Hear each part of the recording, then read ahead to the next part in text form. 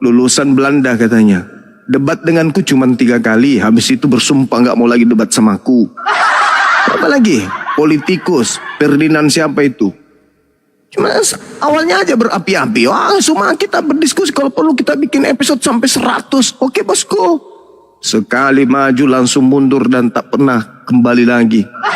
Entah kemana dia pergi. Budi Asali nggak mau lagi mendengarkan namaku aja, katanya dia pusing. Mana yuk? Nggak ada kan? Cuman kerocok-kerocok ini aja ya. Yang ke gereja cuman pergi lihat paha orang, habis itu pulang mabok. Yang naik ke sini nggak ada lagi. Yang intelektual, yang ya maksud saya yang terdidik lah dari kalian. Siapa? Pendeta yang pernah bilang mau jumpa dengan saya. Siapa namanya tuh? Yang orang Manado Makassar itu. Yang ada tai lalat di hidungnya. Di belalainya, kata pendeta Sarah. Itu juga janjian mau di Makassar jumpa.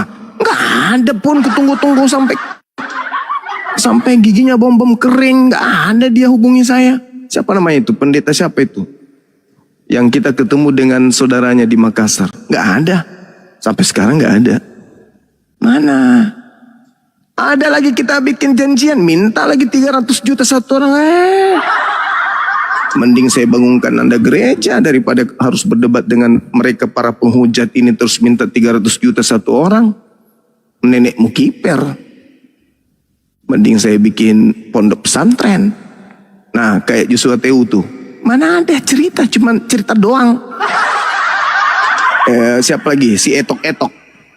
Cuman sebut nama saya saja, tapi nggak berani menghadapi saya. Padahal PT saya sudah nantangin tuh. Ayo saudara-saudara pendeta se-Indonesia, kita diskusi, kita perlihatkan kebenaran itu di mana, di Islam atau di agama kalian. Dan ternyata nggak ada yang muncul. Pak Bom pernah maju tuh. Kutanya, apa haknya orang Kristen menggunakan kitabnya orang Yahudi? Apa yang dibahas sama dia? Tulah 10. Gak nyambung. Datang lagi si RK. Sok nantang di Filipina katanya. Ku bilang saya datang ke rumahmu, di ruang tamumu kita debat. Tinggal tunggu waktu. Saya tinggal tunggu waktu kapan ada waktu kau. Nggak berani. Diajaknya ke Superboy. Di Superboy dia dimenangkan. Gara-gara apa? Gara-gara saya mengakui Yesus Kristus dari sejak lahir. Lah memang iya. Tapi yang jadi permasalahannya bukan itu. Yang jadi permasalahan pada saat itu adalah siapa yang jadi Kristus nanti setelah disalib. Dalam Kisah Para Rasul 2 nomor 36. Berarti ada 2 Kristus. Yang satu Kristus dari sejak lahir, yang satunya Kristus setelah dia disalib. Nah, yang mana yang kau percaya? Yang mana kau ikuti? Yang mana kau sembah sebenarnya? Dia yang menang. Tapi nggak apa-apa lah, biar dia senang. Biarkan dia kemudian mengambil medalinya. Jadi gitu saudara-saudara, kamu belajar dulu, hilangkan dogma, hilangkan doktrin. Insya Allah kami akan bantu untuk memahami. Karena Al-Quran diwahyukan itu untuk kalian, bukan hanya untuk kami. Al-Quran itu untuk kalian juga. Makanya 1 pekan ini saya membawa tema, termasuk tema yang tadi, dosa apa dari Kristen yang ditebus Yesus. Nah, ini aneh. Memang lucu kedengarannya tema ini. Emang lucu.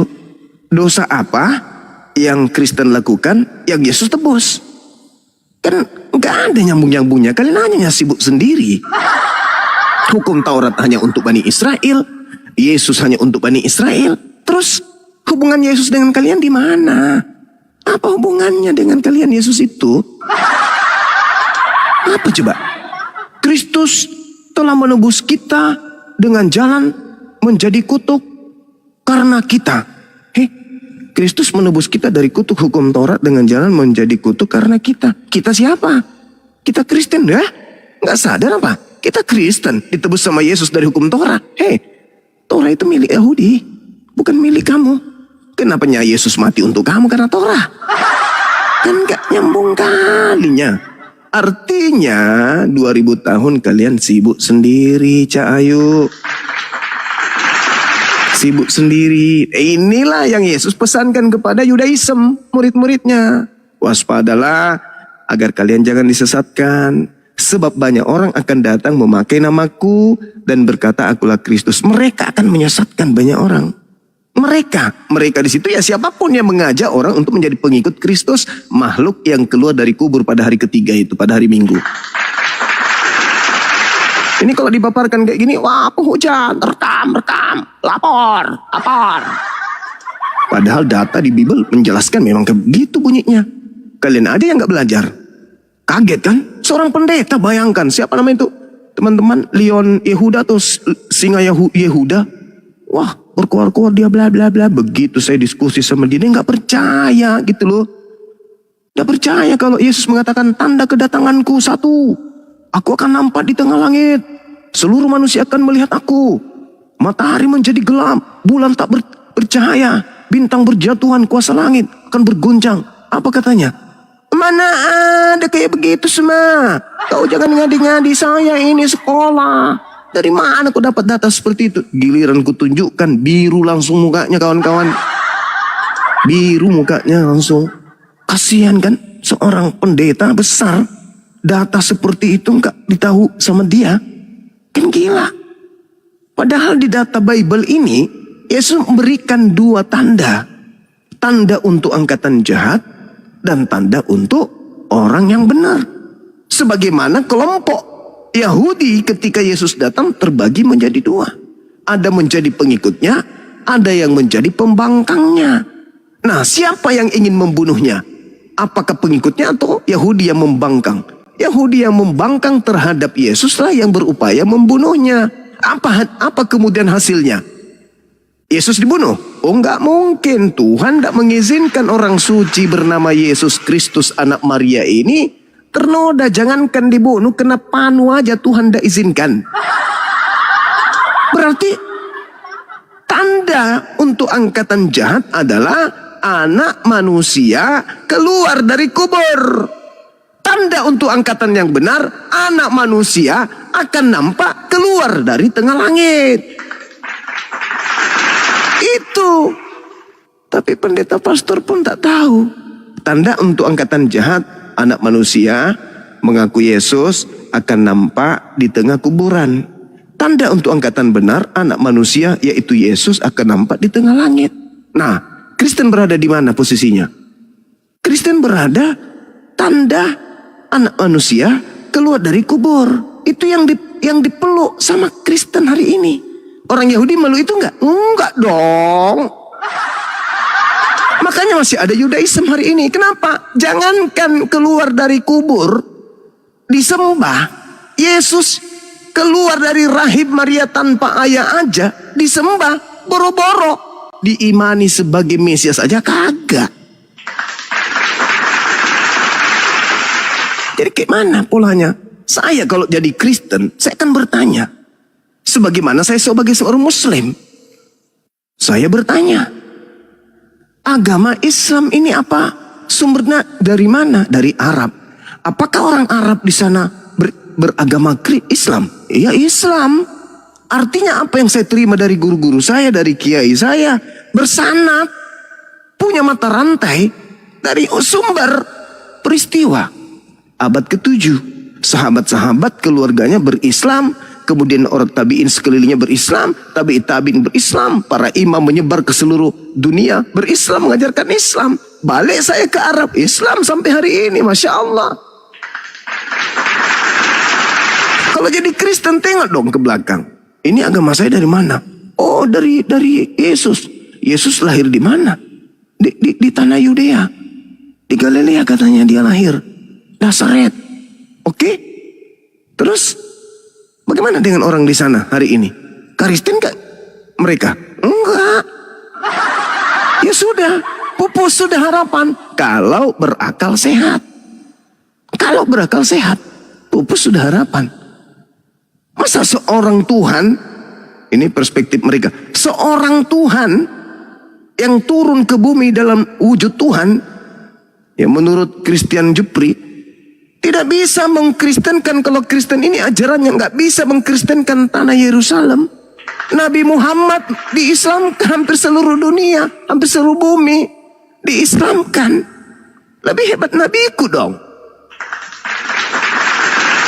Seorang Tuhan turun ke bumi untuk menyelamatkan manusia. tapi ditolak oleh separuh penduduk bumi. Ya gagal dong. Seorang nabi turun menegakkan kemudian hukum dari langit. Separuh dari penduduk bumi menerima ajaran. Berhasil dong, dahsyat dong. Artinya Tuhan versus nabi gue lebih hebat. Dibandingkan Tuhan versus Tuhan, nabi gue aja gak bisa Tuhan lawan. Kan begitu saudara, kalau pakai otak. Jadi jangan pernah berharap, bermimpi, Nusantara ini akan menjadi Kristen 50 tahun akan datang. Selama saya masih hidup, anak-anak saya masih ada ke bawah dan seterusnya, Indonesia akan tetap menjadi mayoritas Islam. Mimpimu buang jauh-jauh. Mimpi buang jauh-jauh. Mimpimu buang jauh-jauh. Itu tidak akan pernah berhasil. Tidak akan pernah berhasil. Karena ya orang Indonesia sudah pintar-pintar bro. Udah cerdas-cerdas. Gak mana mulai. Kau mau selamat? Ya apa syaratnya? Kau menyembah makhluk yang keluar dari kubur. Kalau tahun 2025 ini ada orang datang tiba-tiba, Bang Suma, apa paman? Ada orang keluar dari kubur terus katanya dia adalah inkarnasi Tuhan. Mana bisa orang Indonesia percaya yang kayak gitu-gituan? Gak bisa. Paling ujung-ujungnya, oh masa dia hidup lagi? Iya. Terus kata siapa di Indonesia ini kalau ada orang keluar dari kubur itu Tuhan? Orang Indonesia bro, kalau dikatakan ada manusia mati keluar dari kubur, dibilangnya kuntilanak. Atau popo, parakang, hantu, setan Sumiati, si manis jembatan Ancol, suster ngesap. Gak ada orang Indonesia bisa kemudian bilang Tuhan. Apalagi orang Yahudi, mana bisa? Gak mungkin bisa. Kecuali yang memang ya hidup dalam keadaan putus asa, yang tidak pernah diajarkan tentang ilmu tauhid, menerima seperti itu, atau dari nenek moyang mereka hanya menyembah ya dewa-dewa seperti dewa matahari, dewa laut, dewa api dan seterusnya. Begitu datang ada informasi apa? Ada loh namanya di sana. Ngapain dia? Bisa berjalan di atas air. Oh ya? Terus apa lagi? Jadi dia merubah air jadi anggur. Wah bagus itu. Kita bisa mampu ini. Terus apa lagi? Orang mati cok. Dibangunkan. Masa sih? Terus siapa dia? Tuhan. Tepuk tangan. Orang yang nyembah dewa-dewa itu tepuk tangan. Oh ya? Wah itu Tuhan kita. Itu dewa kita. Di mana dia? Kita temui dia. Kita sembah dia.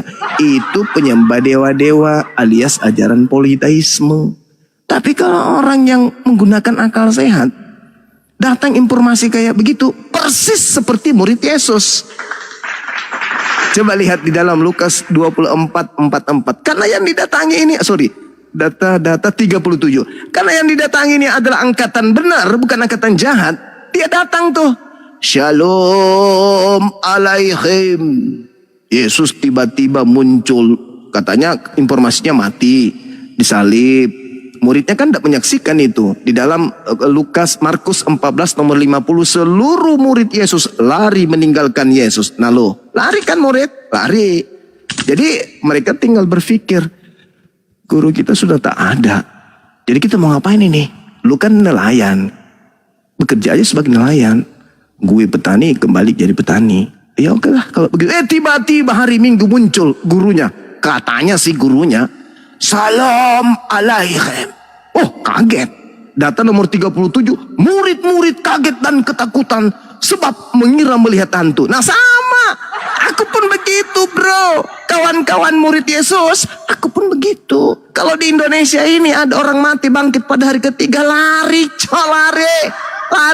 Hantu. Gak ada yang datang kemudian menyembah sujud. Oh Tuhanku sudah keluar dari kubur. Gak ada orang Indonesia kayak gitu. Gak ada. Kecuali mereka yang lapar. Kecuali mereka yang haus seks. Kamu datangin, tawarin seperti itu, kasih duit, mungkin bisa keluar dari Islam. Tapi kalau bagi orang-orang yang berakal dan berilmu, tidak mungkin dia murtad. Percaya sama aku. Gak mungkin. Mustahil. Sudah berapa lama kita bertarung di medan ini? Belum ada kalian murtadkan satu manusia Islam pun. Belum ada. Yang ada semakin hari semakin terkikis dari kalian. Orang-orang pemikir dari kalian pelan-pelan. Bang Suma, aku ampun menyerah. Lalu bang, syahadatkan aku. Itu yang banyak. Itu yang banyak. Ada seorang tokoh pendeta besar dari Manado. Berdebat cuma 3 kali sama Bang Suma. Wah, tunduk, Masya Allah. Karena Allah ya, bukan karena saya, tapi karena beliau menggunakan akal sehat. Subhanallah. Langsung syahadatain. Langsung menjadi pengikut Yesus. Tidak lagi menjadi pengikut Kristus. Nah, karena Kristen itu bukan pengikut Yesus sebenarnya. Kristen itu pengikut Kristus. Itu yang betul. Jadi kita jangan mau didogma, kami ini pengikut Yesus, pret. Kalian itu pengikut Kristus, bukan pengikut Yesus. Yesus sudah pasti Kristus, tapi Kristus belum tentu Yesus. Karena Yesus dalam Matius 24 nomor 24, sebab Kristus palsu dan nabi-nabi palsu akan datang dan akan melakukan banyak tanda-tanda dahsyat dan mukjizat-mukjizat, sekiranya mungkin menyesatkan orang-orang pilihan juga. Jadi kalau orang pilihan saja bisa disesatkan sama Kristus palsu, apalagi yang kayak ini nih. Ini penjual tua kayak begini. Ya iyalah. Karena itu pernyataan Yesus. Jadi sekali lagi, umat Islam, anak-anakku yang ada di bawah, adik-adik saya, Kristen itu bukan pengikut Yesus. Lagi minum tua ini di sini. Kristen itu pengikut Kristus itu, ya. Itu tengoklah, ini coba lihat. Itu pegayanya mereka kayak gitu. Karena putus asa. Rencana di tahun 1979, keputusan Dewan Gereja Indonesia, 50 tahun ke depan kudu wajib menjadikan Indonesia 50% Kristen. Itu keputusan mereka di tahun 1979. Ini berapa tahun sudah? Sisa 4 tahun kurang lebih 50 tahun. Tapi masih 6%. Jauh panggang dari api. Makanya semakin pusing, gimana nih? Gimana caranya nih? Kok bukannya semakin banyak Kristen, malah semakin banyak yang mualaf. Siapa penyebabnya tuh? Si Suma itu, cari tuh orangnya tuh, cari. Gimana caranya supaya bisa masuk ke lubang tuh?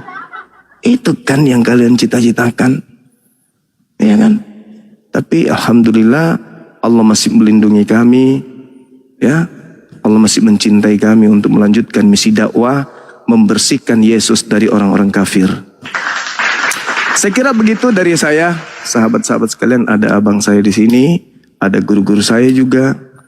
Semoga apa yang saya sampaikan ini bisa menjadi obat, karena tak ada oten yang naik. Adapun naik ya cuman itu, Matius 21:31.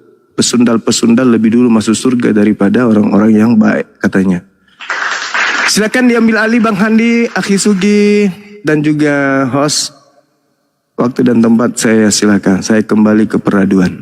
Silakan. Sambil isap cerutu dari Meksiko, 1 batang. Wih, mantap. Cerutu, Bang Handi. Oh iya dong. Punya Kang Dedi.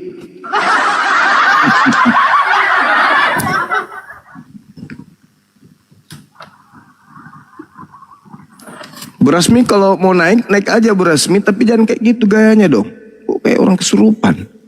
Tapi biasanya kalau gini hari jam-jam segini Bu Rasmi biasanya nggak naik komal, biasanya dia naik pohon.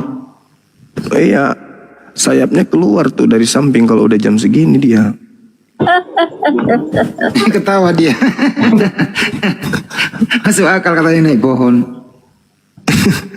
Diskusinya baik-baik aja Bu Rasmi, jangan kesurupan apa. Bantah aja argumentasi saya tadi, kalau ada yang keliru, yang perlu diluruskan silakan. Kami diam, kami dengarkan. Nah, silakan Bu. Oke, yang Islam murtad juga banyak. Contoh Nia FM, Madurese, ya kan orang Aceh itu, dan masih banyak juga yang lain. Hanya saja tidak diupload ke publik karena apa? Karena moto Islam itu bunuh semua orang kafir. Karena kalian katakan di luar Islam adalah kafir, kan gitu. Nggak boleh begitu. Nggak ada perintah kayak gitu, Bu Rasmi. Nggak ada itu bunuh orang kafir itu, jangan kayak gitu lah apa. Itu perintah di dalam Bible, bukan di Al-Quran. Perintah di Bible itu bunuhlah, jangan kau biarkan apapun yang bernapas. Coba baca di dalam Ulangan 20 itu. Perintah-perintah pembunuhan.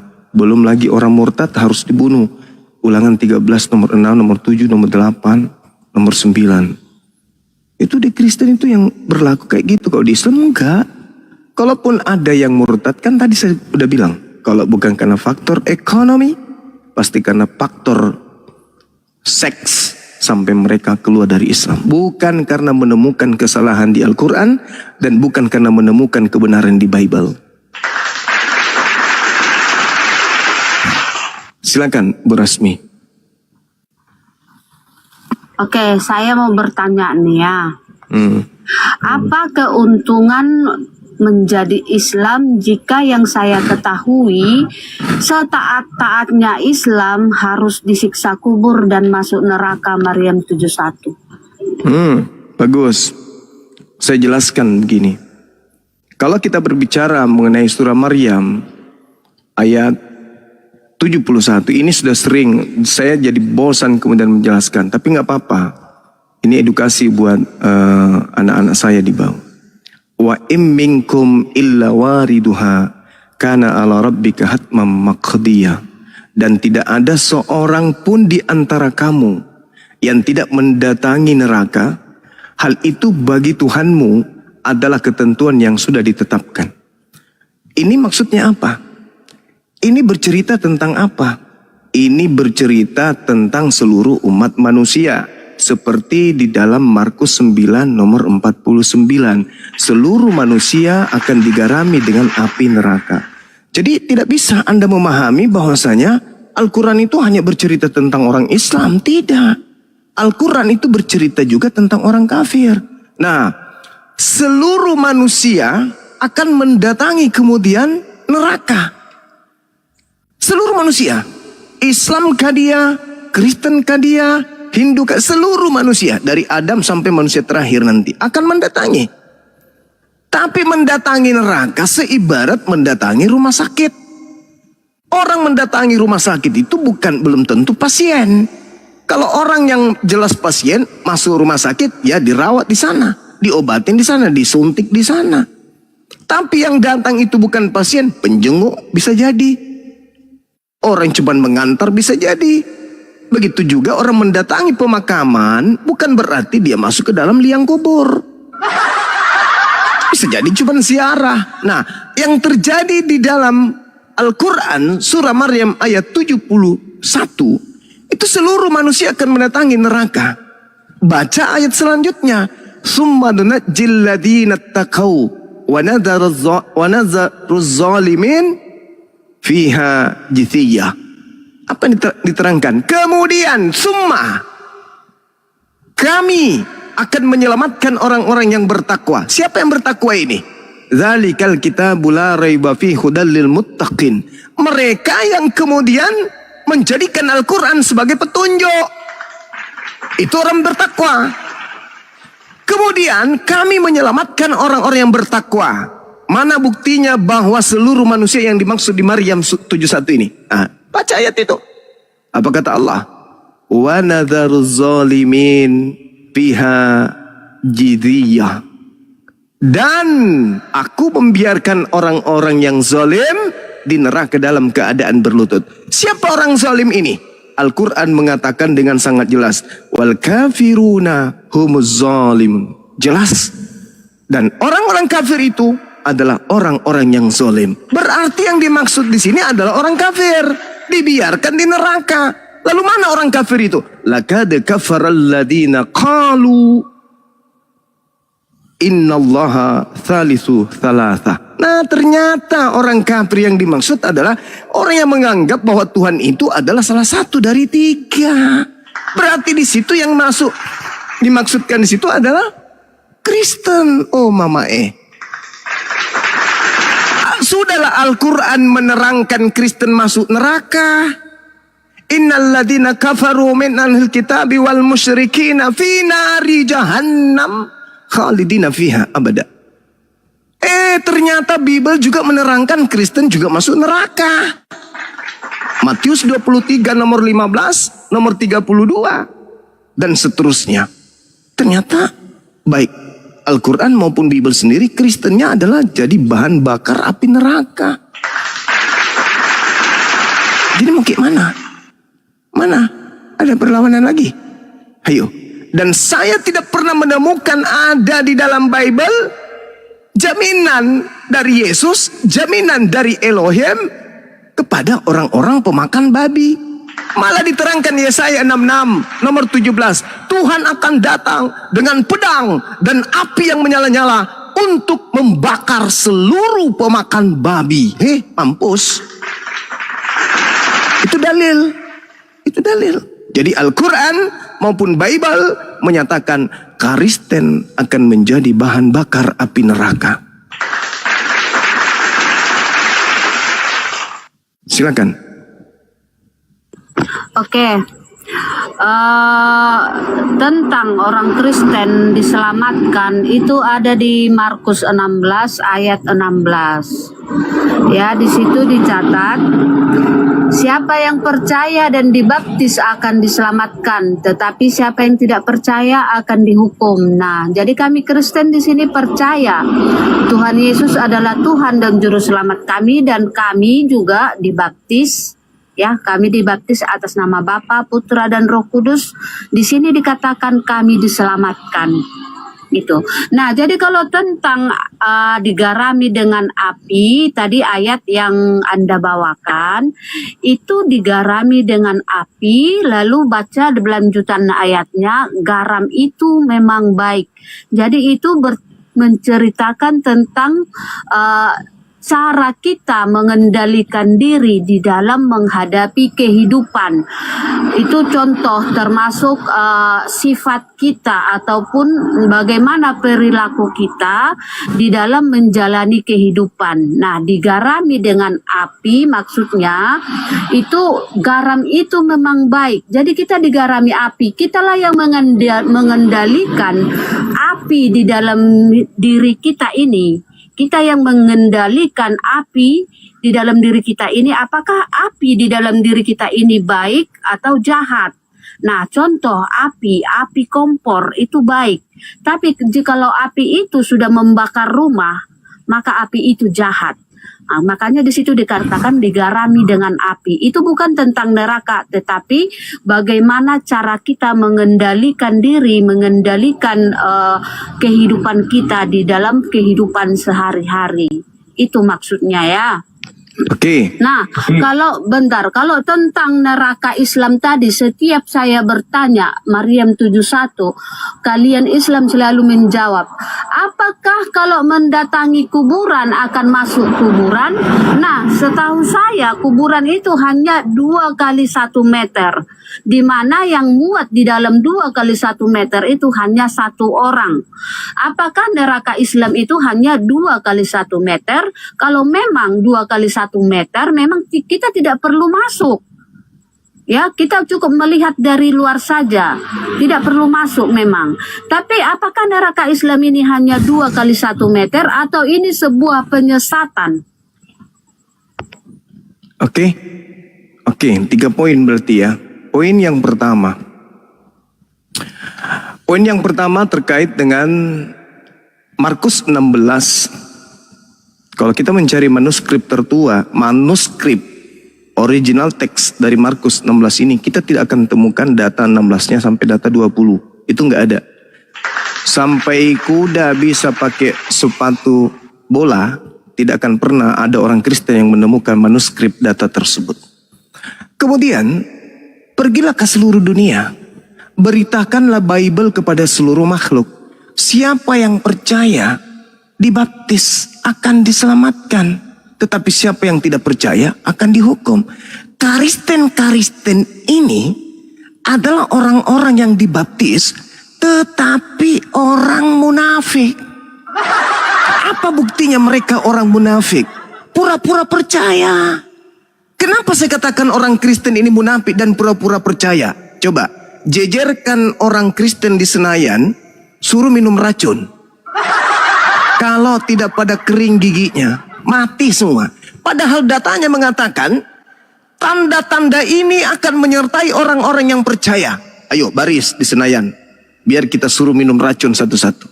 Supaya kita bisa membuktikan orang ini orang percaya atau hanya orang-orang munafik saja menjual nama Yesus. Biar dianggap paten gitu loh. Mereka akan mengusir setan-setan demi namaku. Mereka akan berbicara dalam bahasa-bahasa baru bagi mereka. Mereka akan memegang ular dan sekalipun mereka minum racun maut, mereka tidak akan mendapat celaka. Mereka akan meletakkan tangannya dan pada orang sakit dan orang itu akan sembuh. Ayo, berani tidak kalian kemudian berjajar di Senayan, kita belikan racun, kalian minum. Kita bawa ular kobra yang berbisa, patok-patok semuanya. Kalau kalian termasuk orang percaya, tidak akan mati. Dan kalau saya menggunakan bahasa asing, kalian akan mengerti. Matumba polok munamariri, apakah purna keke asubolong indo? Ngerti enggak kamu tuh? Itu bahasa baru. Kamu enggak ngerti. Berarti tanda-tanda percaya itu enggak ada samamu. Mending kau dibaptis pakai air ketuban kuda. Karena itu cuma teori doang untuk nipu lawan. Wah, dibaptis dicelup-celup.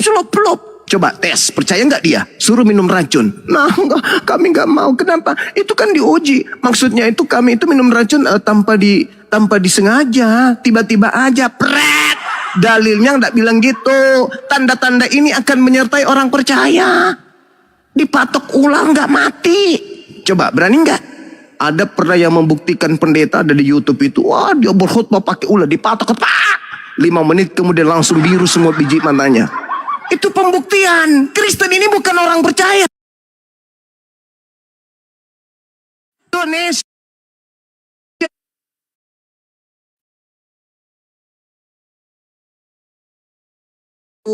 Tidak mati. Orang dipatok ular. Tidak mati. Itu akan tiap hari kita lihat itu. Tapi faktanya mana? Itu cuma teori doang. Untuk nipu lawan. Itu yang pertama. Kristen bukan orang percaya. Tapi dibaptis hanya sebagai kamuflase saja. Supaya dianggap paten gitu loh. Yang kedua. Terkait dengan pernyataan saudara. Bahwa orang garam itu maksudnya. Maksudnya garam itu adalah pret. Makanya belajar Bible itu jangan sambil bakar terong. Kok baca 42-nya?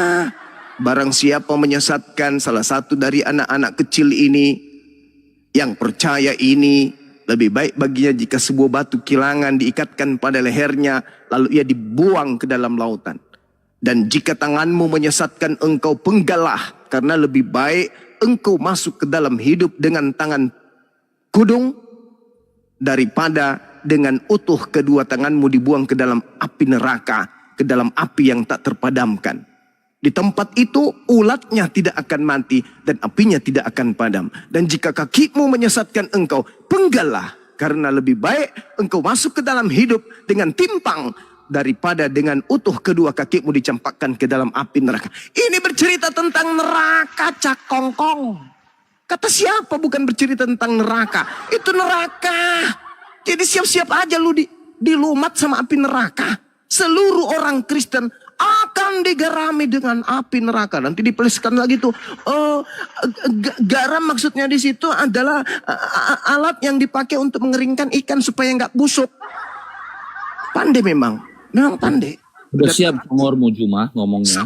Sabar dulu kawan, sabar.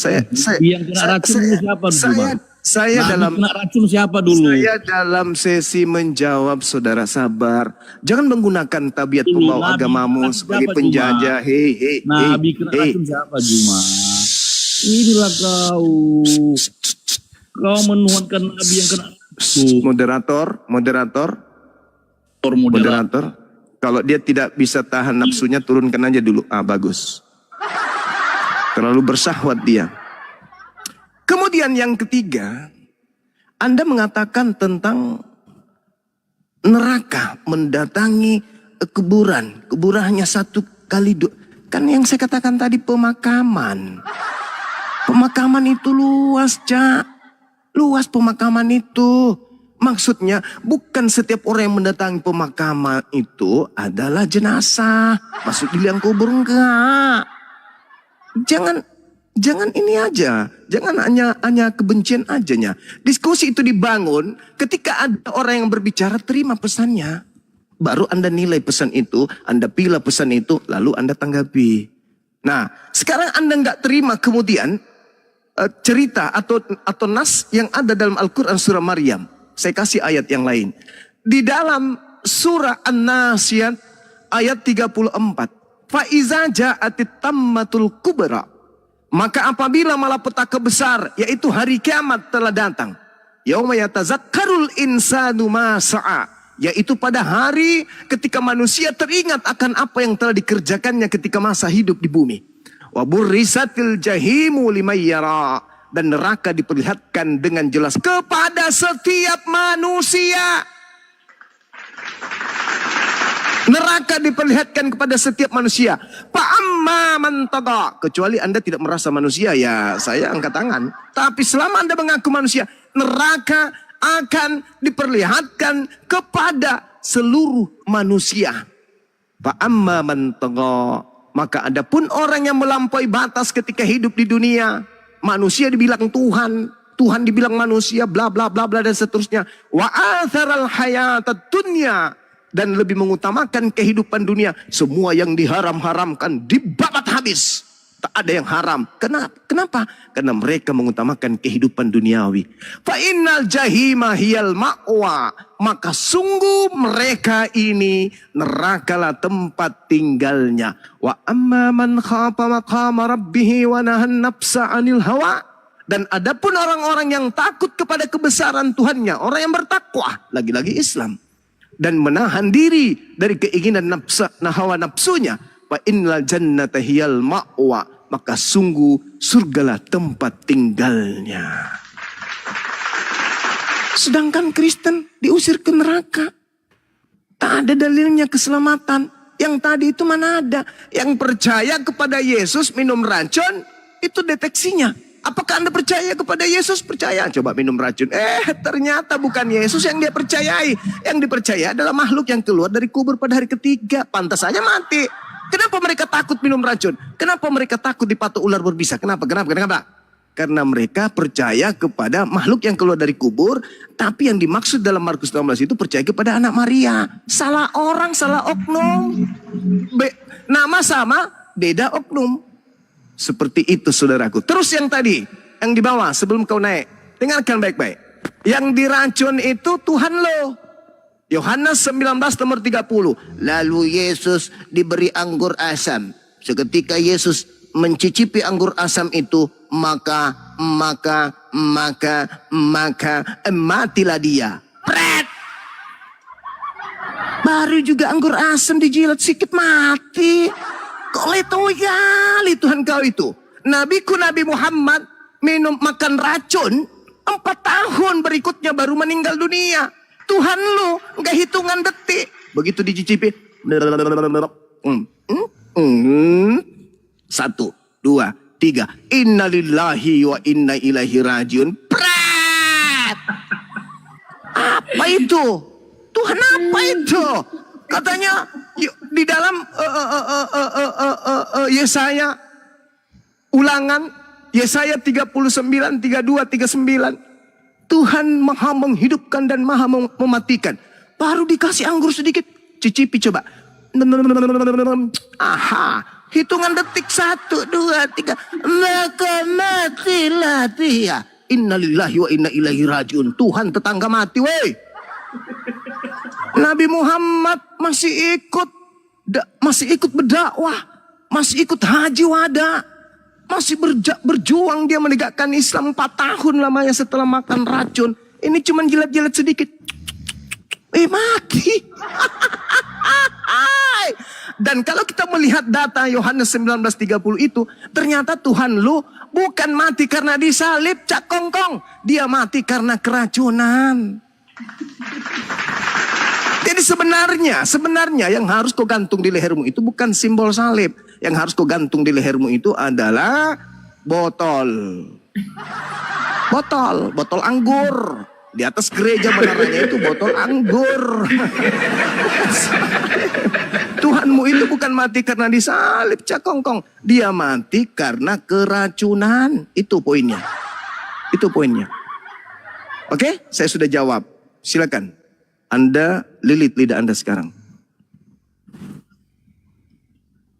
Oke. Tadi Anda katakan Maryam 71, apakah semua orang yang datang ke kuburan itu semuanya akan masuk ke dalam kuburan? Itu Anda katakan, artinya Anda mengakui kalau seluruhnya umat Islam mendatangi neraka, kan? Karena tidak semuanya memang pendosa, bahkan orang bertakwa juga masuk, dikatakan di Maryam 71. Kan itu Anda katakan tadi, ya kan? Dan selanjutnya kalau tentang Yesus mati Anda bawakan tadi di Yohanes, kita baca di situ ayat 30.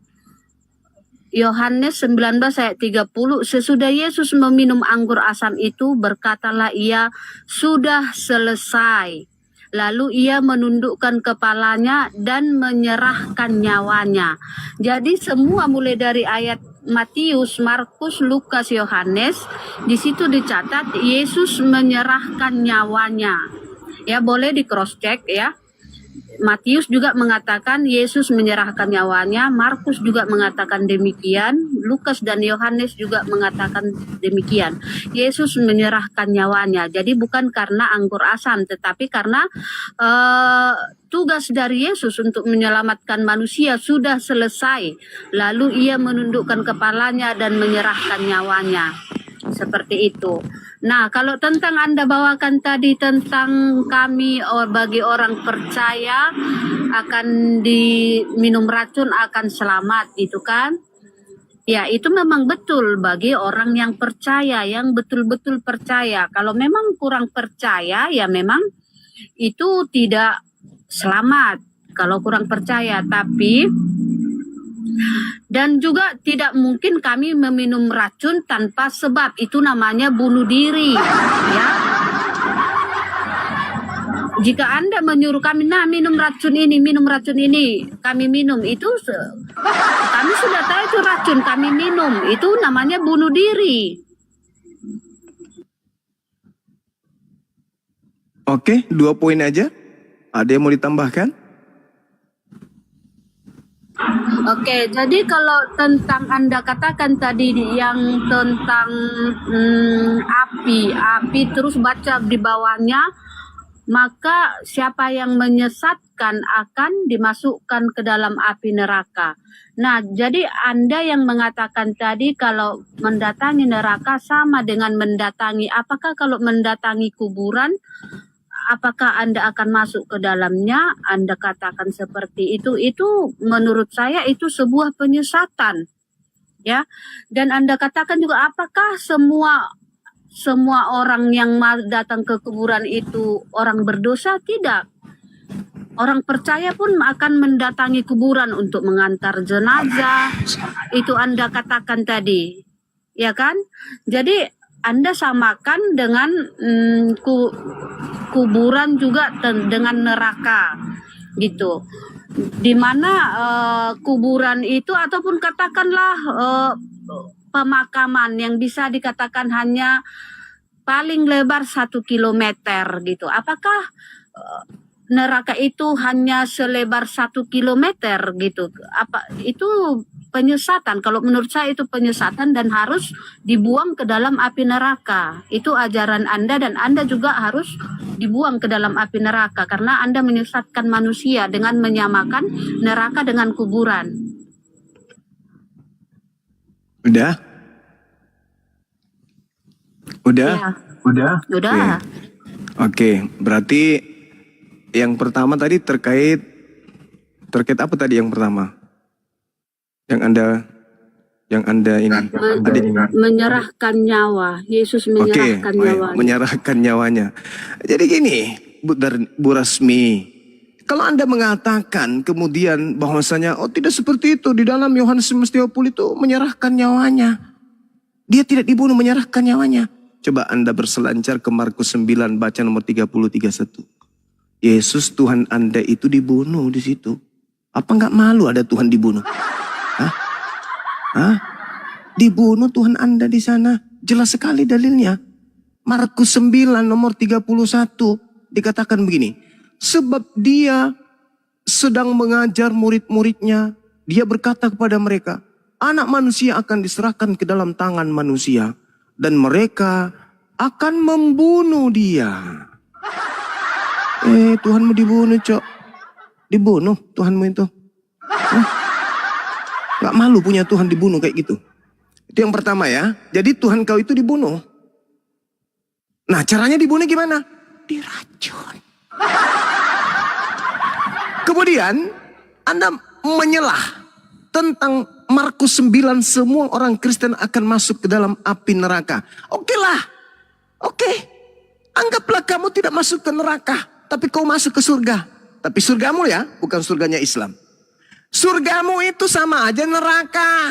Kenapa bisa? Tuhan lu aja ketika datang diceritakan dalam 2 Tesalonika 1 nomor 7. Dan untuk memberikan kelegaan kepada kamu yang ditindas dan juga kepada kami. Dan pada waktu Tuhan Yesus dari dalam surga menyatakan dirinya bersama-sama dengan malaikat-malaikatnya. Dalam kuasanya di dalam api yang menyala-nyala. Hei, Tuhanmu dalam kuasanya lah api yang menyala-nyala Tuhan kau itu. Sedangkan Tuhanmu ada dalam surga. Berarti di surga itu api. Enggak dong. Nah lihat. Kalau enggak lihat datanya. Ibrani 12 nomor 29. Sebab Theos adalah api yang menghanguskan. Theosmu aja, sembahanmu aja adalah api yang menghanguskan. Sementara katanya Tuhanmu ada di surga. Berarti di surgamu ada api yang menyala-nyala. Ya masuklah ke surgamu. Tapi di dalam juga api juga yang kau temui. Sama aja neraka juga itu. Wahyu 12 nomor 7. Maka timbullah peperangan di surga. Mikael dan malaikat-malaikatnya berperang melawan naga. Dan naga itu dibantu oleh malaikat. Masuklah dalam surgamu. Neraka juga itu. Di dunia aja orang perang antara Irak dengan Amerika aja. Menderita sedunia. Ini di surga ada perang. Yang perang bukan manusia, Cok. Naga berperang dengan malaikat. Maka anda hancur itu. Daniel 7 nomor 9, 2 Samuel 22 nomor 9, Mazmur 18 nomor 8, Mazmur 29 nomor 7, Ulangan 4 nomor 24. Tuhanmu adalah api yang menghanguskan. Tempatmu kembali itu adalah tempat api. Jadi mau kemana juga. Tetap aja. Kamu akan dikelilingi dan dikepung oleh api. Ketika kau hidup bersama dengan Tuhanmu di surga. Kau bersama dengan makhluk yang berada di dalam api yang menyala-nyala. Gak bisa lolos, udah aku bilang. Kristen itu sudah ditakdirkan menjadi bahan bakar api neraka. Tuhannya ada di neraka, di api yang menyala-nyala. Yang lucu itu ketika ia datang. Yang dituliskan dalam surat Paulus itu apa? Dan untuk memberikan kelegaan kepada kamu yang ditindas. Dan juga kepada kami. Pada waktu Tuhan Yesus dari surga. Menyatakan dirinya bersama-sama dengan malaikat-malaikatnya. Dalam kuasanya. Di dalam api yang menyala-nyala, bernyala-nyala. Jadi Tuhanmu di dalam api, Cok. Tuhanmu dalam api. Ini saya terkadang membuat saya sedih. Bahkan saya terkadang ingin menangis. Cuman nadanya aku lupa. Tuhanmu datang. Tuhanmu datang. Coba kita lihat dalam kita uji di dalam Daniel. Dalam Daniel berapa itu teman-teman? Daniel 7. Daniel 7 nomor 9 ada lagi tuh yang menggelikan. Dikatakan begini. Sementara aku terus melihat tahta-tahta diletakkan, lalu duduklah yang lanjut usianya. Pakaiannya putih seperti salju dan rambutnya bersih seperti bulu domba. Kursinya dari nyala api dengan roda-roda dari api yang berkobar-kobar. Tuhanmu pakai kursi roda, di mana rodanya itu terbuat dari api. Aku waktu kecil ada film kartun deh yang kayak mirip-mirip ini. Rambutnya api, kemudian dia punya kursi motor apa gitu ya kan ya. Terus dia terbang. Megalobang. Megalobang. Megalomen, Gondang, Oh, megalomen, kira megalomang. Kalau di tempat saya megalobang itu artinya banyak lubang. Itu yang kuingat setelah membaca data-data dalam kitabmu. Terus kita harus masuk ke surga dengan penghuninya yang Tuhannya kayak gitu modelnya gitu loh. Hah? Ya enggak dong. Sorry lah, mana mau kami orang Indonesia masuk ke surga yang kayak gitu modelnya. Makanya puas-puasinlah hidup di dunia ini. Karena nikmat yang bisa kau rasakan hanya di dunia. Setelah kalian mati, kalian akan di neraka jahanam kekal untuk selama-lamanya. Silakan nikmati hidup kalian di dunia. Berpoya-poyalah, berhura-huralah. Nikmati sebisa mungkin kamu nikmati. Sebelum kamu mati. Karena sesaat kau mati, neraka sudah menunggumu kekal.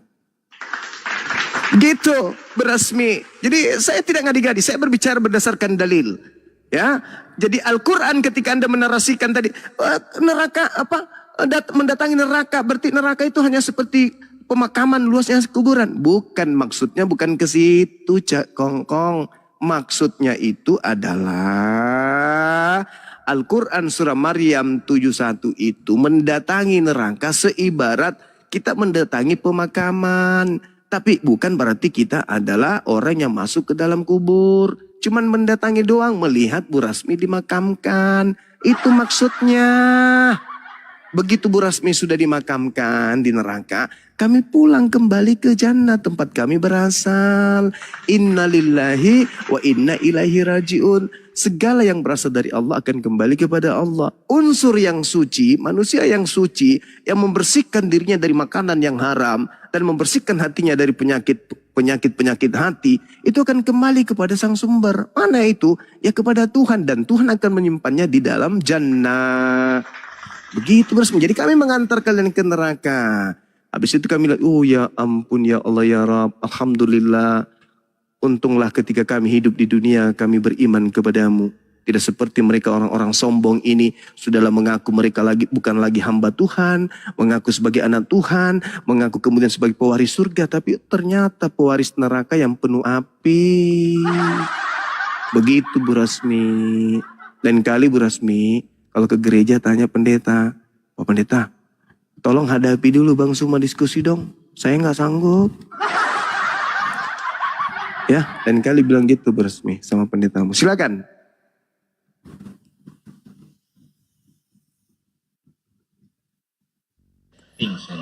Oke, tadi Anda ini apa ya tadi itu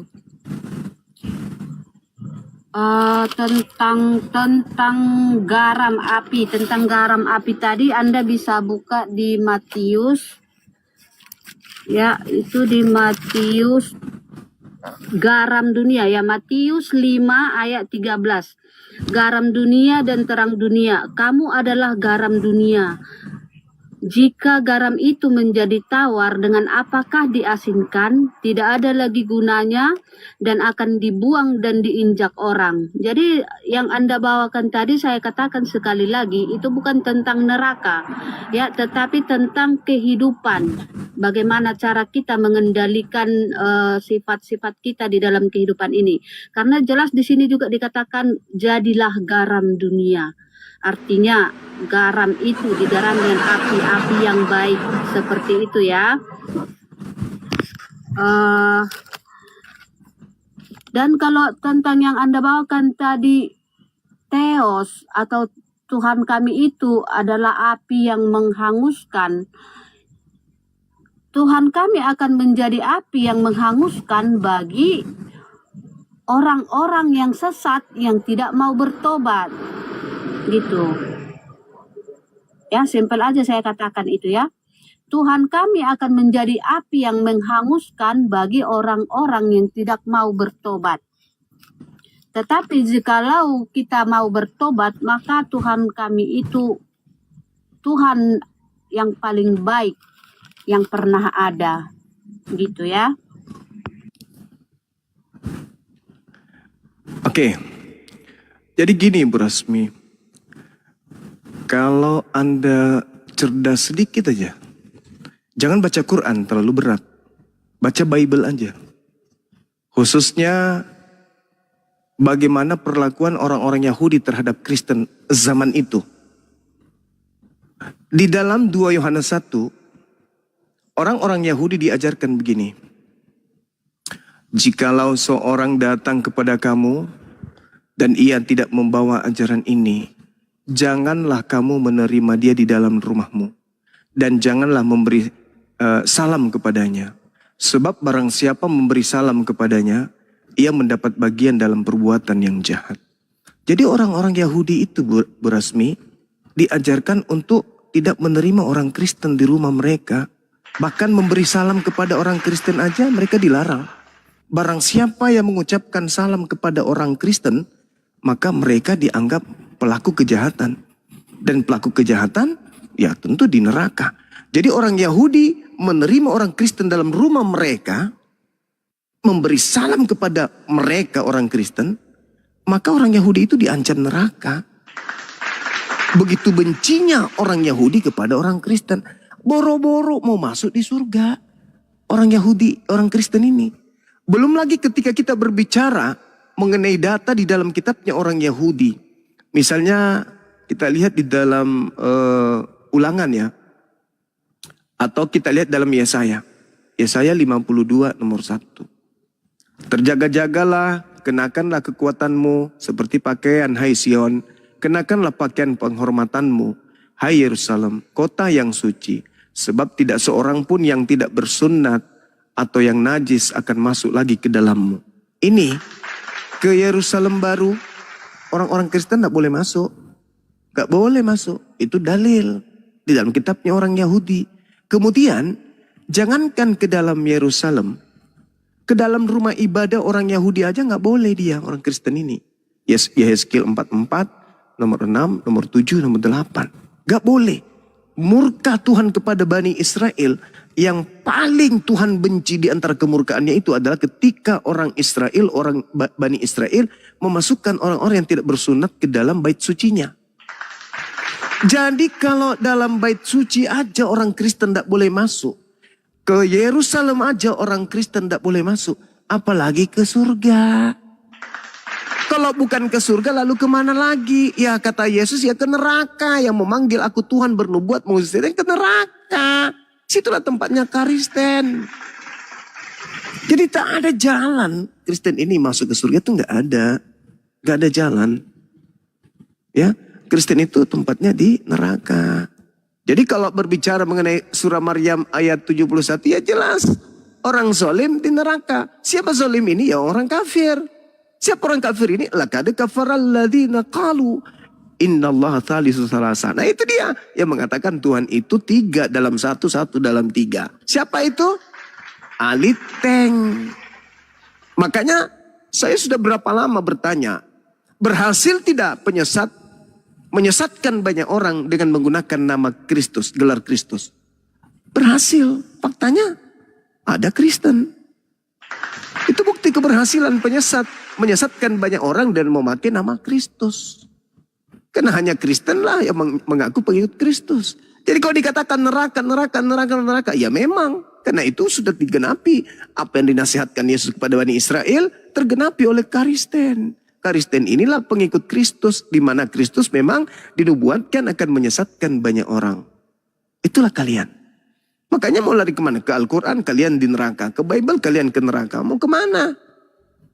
Mau kemana? Ya ke gereja aja, belum ke neraka. Masih bisa nyanyi-nyanyi sebatas di dunia. Tapi setelah nanti innalillah, ya neraka jahanam kekal di dalamnya. Saya kira begitu Bu Rasmi. Kalau Anda tidak kuat lagi, silakan Anda nyanyikan sebuah lagu. Silakan.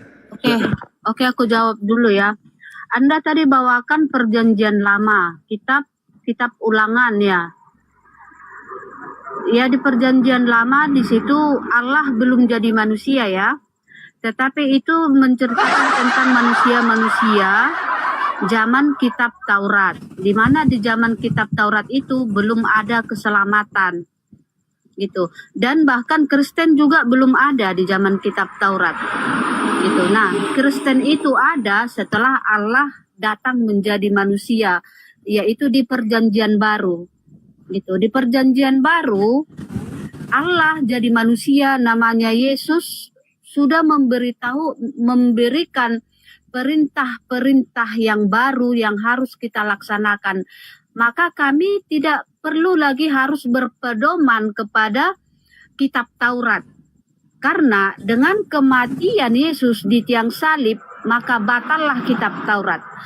Seperti pernyataan Paulus gitu ya. Jadi kami tidak mengimani lagi kitab Taurat karena Yesus sudah mengubah perintah-perintah di Perjanjian Baru. Jadi yang kami percaya itu ada di Perjanjian Baru, Matius sampai Wahyu gitu. Karena memang Yesus sudah membatalkan kitab Taurat di tiang salib gitu. Jadi kalau menceritakan tentang Kristen, bacalah di Perjanjian Baru mulai dari Matius sampai Wahyu. Karena tidak akan nyambung dengan kitab yang sudah dibatalkan begitu ya. Oke. Jadi inilah tanda-tanda kehancuran agama Kristen. Ketika semakin kemudian berdialog, berdebat, dan sok paten, sok cantik membahas tentang kitabnya orang Yahudi, padahal tak ada hubungannya dengan orang Yahudi, dengan Kristen ini kitabnya Yahudi. Saya ingin bertanya sedikit dengan nada yang lembut kepada Bu Rasmi. Mudah-mudahan Bu Rasmi bisa menjawabnya, karena jawaban Anda itu mengindikasikan kemudian dari tadi yang saya dengarkan, mengindikasikan bahwa memang tak ada celah Kristen ini mau lolos dari neraka. Jangankan masuk surga Kristen ini, masuk akal aja kagak. Itu poinnya. Maka saya ingin bertanya dengan nada yang lembut. Bu Rasmi, sekiranya hukum Taurat itu tidak dibatalkan, masih berlaku sampai hari ini, apakah memang hukum Taurat itu berpengaruh kepada Kristen? Apakah memang hukum-hukum yang ada di dalamnya ketika masih berlaku sampai hari ini itu ada kaitannya dengan Kristen? Ketika masih berlaku. Misalnya, jangan kau makan babi karena itu haram bagimu. Apakah larangan makan babi ini juga berlaku kepada kalian Kristen? Coba Anda jawab berdasarkan data bahwa memang andai saja hukum Taurat masih ada hari ini, masih berlaku, maka itu akan mengikat juga orang Kristen. Di mana dalil itu tertulis? Silakan. Oke, kalau untuk umat Kristen tentang makan babi itu haram, itu tidak berlaku lagi karena Yesus katakan memang bukan sejak kapan? makanan. Ya, Bu Rasmi, ada memang ayat, kapan? ya, Sabar. ada ayat yang mengatakan. Sabar Bu Rasmi. Ya. Memang sejak kapan haramnya babi itu berlaku untuk Kristen? Sejak kapan larangan itu berlaku untuk orang Roma?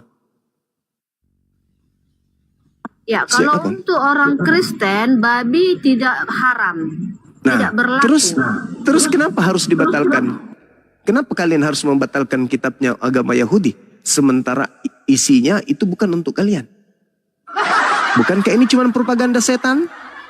Untuk melegalkan ajaran penyembahan terhadap Kristus? Ayo, di mana alasan Anda kemudian yang bisa masuk akal? Dibatalkan Torah itu. Karena tidak berlaku lagi. Yang berlaku sekarang adalah emang kalau masih berlaku lagi hari ini, itu mengefek sama Kristen. Emang ada perintah di dalam hukum Taurat itu untuk orang Kristen? Kan tidak ada. Terus kenapa kalian mendoktrin dunia? Taurat sudah dibatalkan untuk kita. Sejak kapan Taurat untuk kita? Hah? Inilah cara-cara iblis menyesatkan manusia. Kalian bebas makan babi. Kalian bebas-bebas begini-begini. Emang sejak kapan di luar Yahudi diperintahkan yang makan babi? Sejak kapan kita orang Indonesia disuruh sabat? Sejak kapan? Perintah-perintah Tuhan yang datang kepada Nabi Musa itu hanya untuk kaum Bani Israel. Jadi kalaupun Torah masih berlaku hari ini, tak ada hubungannya dengan kita. Terus kenapa pandai-pandaian orang barat dalam hal ini Kekaisaran Romawi mengatakan, menggaungkan, dunia, ya paman, hukum Taurat sudah batal loh. Hah? Batal untuk siapa? Ya untuk kita. Mama, sejak kapan hukum-hukum yang untuk Bani Israel untuk kita, Cak Ayu? Ini cuman tipu muslihat aja. Tipu muslihat biar dianggap paten gitu loh. Tak ada hubungannya. Ketika hukum Torah masih berlaku sampai hari ini, apa buktinya? Orang Yahudi masih ada hari ini. Orang Yahudi masih memegang tradisi Torah sampai hari ini. Kristen bebas-bebas aja tuh. Nggak ngapa-ngapain, nggak menjalankan Torah. Karena memang bukan untuk mereka. Orang Kristen adalah Kristus. Itu kalian harus pegang erat-erat. Kristus itu kalian punya. Jangan kalian bawa-bawa nyamar-nyamar. Taurat udah dibatalkan. Sampai-sampai kalian dengan moncong kalian mengatakan Torah itu perjanjian lama. Kata siapa Torah itu perjanjian lama? Taurat itu perjanjian baru Tuhan kepada Bani Israel. Yeremia 31, 31 sampai 33. Aku Tuhan akan mengadakan perjanjian baru dengan Bani Israel dan Bani Yehuda. Apa perjanjian barunya? Aku Tuhan akan memasukkan hukum Taurat ke dalam batin setiap Bani Israel. Jadi Bani Israel punya perjanjian baru namanya Torah. Datang Kristen, bukanlah dia punya kitab. Tak ada hubungannya dengan dia. Sosokan mendoktrin dunia. Torah itu perjanjian lama loh. Sebab perjanjian baru itu adalah Lukas, Markus, Galatia, Filipi, Kaliki, padahal itu cerita-cerita yang dibangun dari mimbar gereja doang. Gak ada di kitabnya orang Yahudi. Jadi kalau berlaku pun Torah hari ini Bu Rasmi, sampaikan ke pendeta-pendetamu. Bang Suma bilang, kalaupun Torah hari ini masih berlaku, sebagaimana ucapan Yesus, Lukas 16:17, sebelum bumi dan langit lenyap, tidak setitik pun dari hukum Taurat itu akan dibatalkan. Paulus, Efesus 2 nomor 15. Dengan matinya Yesus Kristus di atas tiang salib, dia telah membatalkan hukum Taurat beserta segala perintah yang ada di dalamnya. Panipu. Yesusnya mengatakan Matius 5 nomor 19. Barang siapa yang meniadakan hukum Taurat meskipun yang paling terkecil dan mengajarkan kepada orang lain, maka dia akan menempati tempat terhina dalam kerajaan langit. Kata Pak, berarti Kristen ini adalah betul orang-orang yang akan menempati tempat terhina. Apa itu? Neraka. Kenapa? Karena mereka merasa Torah itu untuk mereka. Lalu setelah begitu mereka hapuskan. Padahal sebenarnya nggak ada hubungannya. Orang Kristen mau makan babi, orang Kristen mau ke gereja hari Minggu, hari Sabtu, hari Mukti, hari Yanto, hari Mau. Terserah dia. Toh tidak ada hubungannya dengan aturan Tuhan kepada Bani Israel. Mau dia bersunat, tidak bersunat. Mau dia makan babi, mau tidur dengan babi, kawin dengan babi. Tak ada hubungannya dengan hukum Torah. Kristen itu nggak ada. Gak ada. Jadi lisan-lisan Kristen itu mengatakan, kami masih menganut Torah. Pret.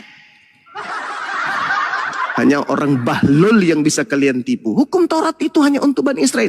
Bahkan kalau Anda baca Ulangan 5 itu ngeri kali. Kau baca Ulangan 5 itu. Apa yang diucapkan di sana? Hukum yang aku terima, yang Musa terima dari Elohim untuk disampaikan kepada Bani Israel, itu tidak berlaku untuk nenek moyang kita. Tetapi hanya berlaku untuk kita yang hidup, yang ada di sini saat sekarang ini. Bukan untuk Kristen yang muncul beberapa abad kemudian. Antara Kristen dan Musa dan kitab Ulangan itu kurang lebih 1700 tahun. Alamak, sadarlah, sadar. Woi, Kristen-Kristen yang masih mencintai keselamatan akhiratnya, sadar. Ulangan 5 itu menyatakan bahwa hukum Torah itu hanya mengikat kaum Israel saja. Ulangan 33 nomor 1 nomor 4. Hukum Taurat adalah hak milik kepunyaan daripada Bani Yakub.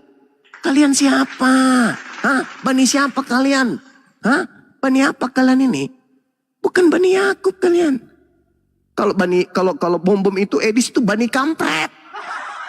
Kalian bukan Bani Yakub. Hukum Taurat itu hanya untuk Bani Yakub. Jadi Kristus telah mati menebus kita dari kutuk Taurat dengan jalan menjadi kutuk, karena kita di situ bukan kalian. Kita di situ adalah orang-orang Yahudi yang hidup di tengah-tengah bani asing. Bukan untuk kalian. Kristus itu mati. Baca lagi di dalam Galatia 4 nomor 5. Yesus menebus orang-orang yang takluk di bawah hukum Torah. Ketepak. Berarti Yesus mati pun dia matinya untuk mereka yang tunduk takluk kepada hukum Torah. Berarti matinya hanya untuk Bani Israel. Kalian hanya penumpang gelap. Kalian menggunakan itu semua untuk kotori mulut kalian, untuk nipu orang. Kenapa? Karena kata Quran, wa ikhwanuhum yamutunahum fil gayyusum malayu kesirun. Mereka orang-orang kafir adalah pahlawan-pahlawannya iblis di dalam mendurhakai Tuhan pencipta langit dan bumi. Tuh Al-Quran saya tuh. Al-Quran saya indah sekali. Terbaca dengan indah mengatakan orang kafir itu adalah pahlawannya iblis di dalam menyesatkan manusia untuk mendurhakai pencipta langit dan bumi. Sekiranya kalian berhasil mengkristenkan seluruh Indonesia, maka seluruh Indonesia akan mendurhakai Tuhan pencipta langit dan bumi. Kenapa? Seluruh Indonesia menggantikan Tuhan yang benar dengan menyembah kepada makhluk yang keluar dari kubur pada hari ketiga. Na'udzubillah, summa na'udzubillah.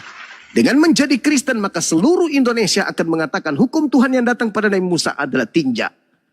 Sebagaimana ajaran Paulus di dalam Filipi 3. Hukum Tuhan yang datang kepada Musa itu adalah tinja, adalah skubalon. Itu tidak menyelamatkan. Tidak ada orang yang selamat karena melakukan hukum Torah. Orang selamat hanya karena darah Yesus. Darah Yesus halilintar. Begitu Bu Rasmi. Jadi tak ada hubungannya Kristen dengan hukum Torah itu. Nggak ada. Oke? Udah ya? Udah. Tidur Bu Rasmi. Besok lagi. Nanti pingsan nanti kalau dilanjut. Istirahat Bu Rasmi. Boleh aku jawab dulu. Aku jawab dulu ya. Masih mau lagi. Ya. Aku jawab dulu ya. Tentang kitab Taurat tadi yang Anda katakan. Jadi jikalau kita tidak membatalkan kitab Taurat itu, maka sia-sialah pengorbanan Yesus di tiang salib. Kan begitu. Nah, pengorbanan Yesus di tiang salib itu tujuannya untuk menyelamatkan manusia dari siksaan neraka. Gitu. Nah, jika Anda masih menjalankan kitab Taurat, maka penyelamatan Tuhan Yesus tidak berlaku bagi Anda. Begitu dia. Makanya Anda mengimani Maryam 71, di mana umat Islam semuanya masuk neraka karena tidak mengakui pengorbanan Yesus di tiang salib. Di kitab Taurat itu penyelamatan Yesus belum ada, gitu kan? Makanya manusia-manusia di kitab Taurat itu semuanya masuk neraka. Nah, di abad ke-1, Yesus menyelamatkan manusia di tiang salib. Artinya, disitulah dengan kematian Yesus di tiang salib, batallah kutuk kitab Taurat. Kan begitu. Karena memang sewaktu Yesus mati di tiang salib, roh Yesus itu turun ke neraka untuk membebaskan orang-orang kudus yang dipenjarakan iblis di neraka. Dari mana kita ketahui itu? Buka di tanda yang diberikan kepada angkatan yang jahat, yaitu 3 hari 3 malam Yunus berada dalam perut ikan. Begitu juga dengan anak manusia berada dalam perut bumi selama 3 hari 3 malam. Nah, selama 3 hari 3 malam di dalam perut bumi, anak manusia membebaskan orang-orang kudus dari penjara iblis di neraka. Nah, jadi jika kalian tidak mengimani Yesus menyelamatkan kalian di tiang salib turun ke perut bumi, makanya Islam tidak selamat. Maryam 71, Anda semua mendatangi neraka. Itu maksudnya Bang Juma. Ya. Oke. Ya, Oke. itu maksudnya jika masih mengimani kitab Taurat, maka kalian akan mendatangi neraka. Nah, tetapi kenyataannya, Bu Rasmi dijawab dulu sama Bang Juma. Bu Rasmi dijawab dulu. Bu Iya, Rasmi. bentar, Iya, ya, udah. sedikit lagi. Bu Rasmi dijawab dulu. Bu Rasmi di bawah dengerinnya ya. Bu Rasmi di bawah dengerinnya. Apa dulu enggak? Jadi apa ya bilangnya? Mau lari kemana kita menjelaskan orang ini? Padahal akarnya saya sudah cabut. Tapi tidak ngeh juga, pura-pura gitu loh. Yukhadi'una Allaha walladzina amanu wa ma yakhda'una illa anfusahum wa ma yash'urun. Hendak menipu Allah, hendak menipu kita di sini. Tapi sebenarnya dia menipu diri dia sendiri. Pembela Yesus di dalam Yohanes 7, pembela nih, ada seorang Nikodemus membela Yesus. Apa kata Nikodemus? Orang banyak ini yang tidak mengenal hukum Taurat, terkutuklah mereka. Yesus mengatakan orang yang tidak menjalankan Taurat, terkutuk mereka. Tuhan dalam perspektif Yudaism, Hashem, Ulangan 27 nomor 26, terkutuklah orang yang tidak melakukan hukum Taurat dengan perbuatan. Loh, iblis datang justru menghapuskan Taurat itu supaya tidak ada orang terkutuk. Melakukan perlawanan. Seakan-akan mengatakan begini, enak aja lu. Kan tidak semua orang mampu melakukan itu. Ngapain lu kasih-kasih peraturan-peraturan hukum Taurat segala? Hah, ngapain? Udah hapus. Itu sabotase. Tuhan yang mengatakan sendiri loh. Ulangan 27 nomor 26. Terkutuklah manusia yang tidak melakukan hukum Taurat dengan perbuatan. Iblisnya marah. Enak aja lu orang-orang harus melakukan hukum Taurat. Jangan dong. Gak usah lah ikut bikin-bikin aturan kayak biarkan manusia bebas.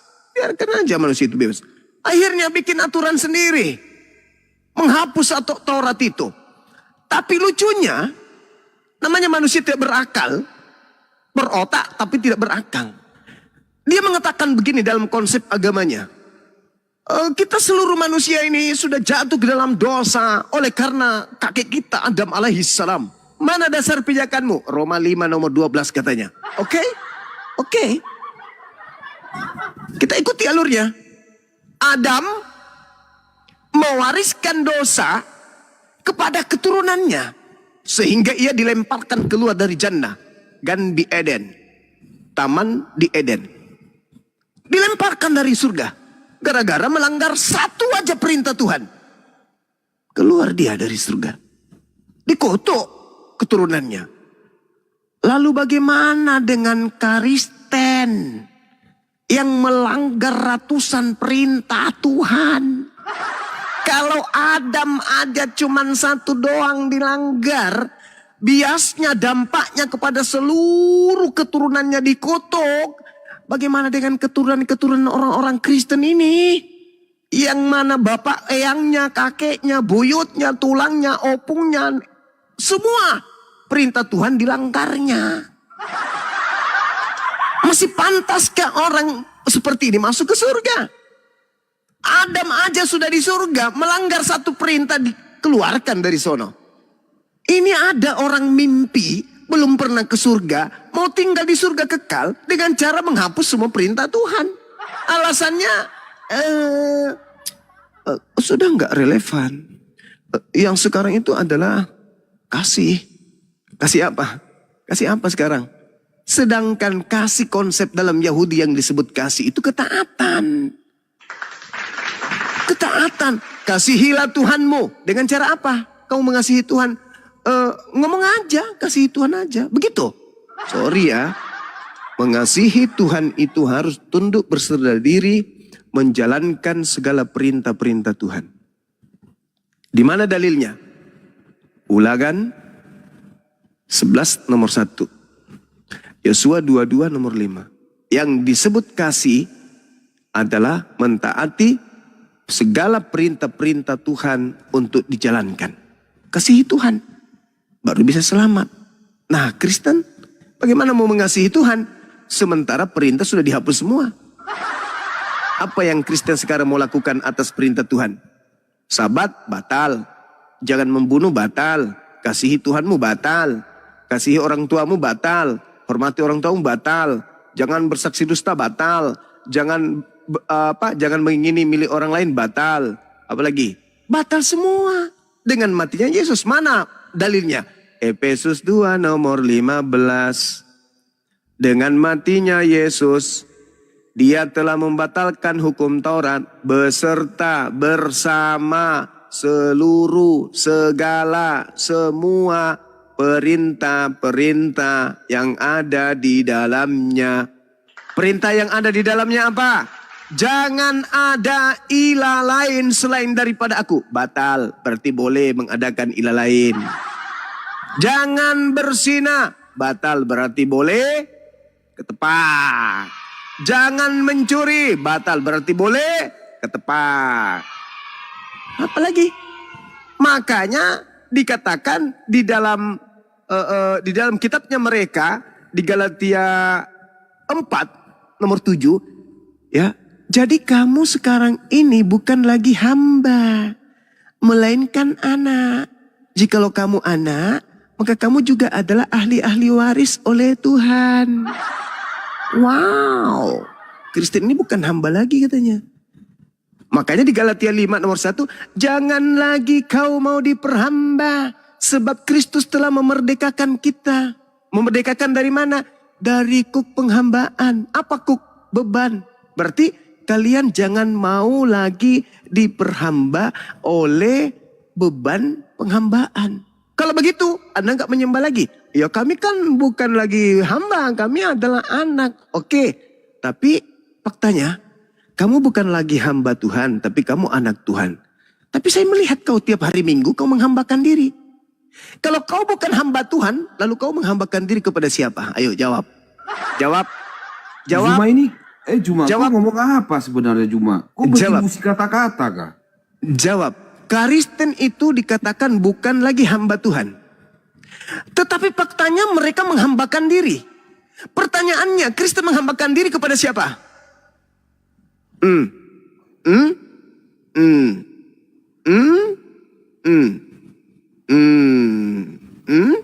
Kalian berbondong-bondong tanpa perintah Tuhan ke gereja menyembah kepada Kristus. Itu kau sudah menghambakan diri kepada siapa? Ayo. Ayo. Juma, kau sebenarnya ngomong apa ya sebenarnya Juma? Kau berilusi kata-kata, tapi nol pembuktian sejarah gitu loh. Juma, diajarkan di dalam kitabnya kan? Kristen Galatia 4 nomor 7. Kristen bukan lagi hamba Tuhan. Bahkan dikatakan dalam Galatia 5 nomor 1. Jangan, kalian adalah orang-orang merdeka. Kamu, Kristus telah memerdekakan kamu dari kuk penghambaan kepada Tuhan. Bahkan Kolose 2 nomor 16 dan seterusnya. Jangan lagi kamu mau diatur tentang makanan minuman, tentang hari raya, tentang hari Sabat. Jangan kamu diatur itu. Kamu adalah orang-orang merdeka. Oke. Tapi fakta sabar dulu saudara. Sabar. Dikatakan di dalam kitabmu sendiri, Kristen bukan lagi hamba Tuhan. Tapi saya melihat hari Minggu orang Kristen menghambakan diri. Pertanyaan saya, Kristen ini hamba siapa? Kristen ini menghambakan diri kepada siapa pada hari Minggu? Jawab, silakan.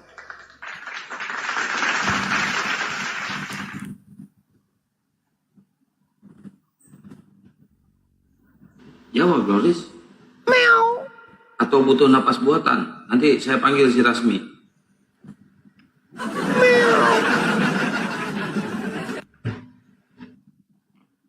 Meow. Kau sebenarnya cuma bahasa apanya? Kau lari ke sana, lari ke sini. Iya kan? Berhentilah kau berilusi kata-kata cuma. Sama dengan Paulus. Ilusi loh. Paulus itu cuman kata-kata, dia bisa diterangkan jadi rasul. Iya. Dan tadi kau bicara ini, bicara, tapi hanya ilusi. Bahasamu hanya ilusi. Karena saya bahas agamamu. Karena memang saya lagi bahas agama ilusi. Manusia dibilang Tuhan, itu ilusi. Kau ngerti ilusi enggak? Ilusi itu adalah ilusi melihat adalah objek, lalu menerangkan tidak sesuai dengan objek. Anda melihat sapi, lalu Anda terangkan saya melihat kucing. Itu ilusi. Itu Anda kan melihat itu kan manusia. kau yang ngomong itu. Kamu melihat Anda sapi, melihat kau manusia katakan itu lahir kucing. keluar Kan dari goblok rahim kau ibunya. itu. Anda mengatakan, hole, hole, Tuhan telah lahir. Apa sih tingkat pendidikanmu, Juma? Padahal yang Anda lihat adalah benar-benar manusia bayi yang keluar dari rahim ibunya. Sekarang kau katakan Anda melihatnya Yesus itu dia manusia, bayi, ya kan? tapi Anda mengatakan dia Tuhan. Itu ilusi kawan. Juma, Ilusi. dengar ya. Gak ngerti ilusi ternyata dia. Ilusi, kok kamu berhayal terus? Pertanyaan saya, ingat ya, Kristen bukan lagi hamba, tetapi anak. Terus Kristen menghambakan diri hari Minggu, memuji-muji. Oke? Pertanyaan saya, Kristen ini menghambakan diri kepada siapa lagi? Hamba itu budak, Juma. Iya. Kau itu budak.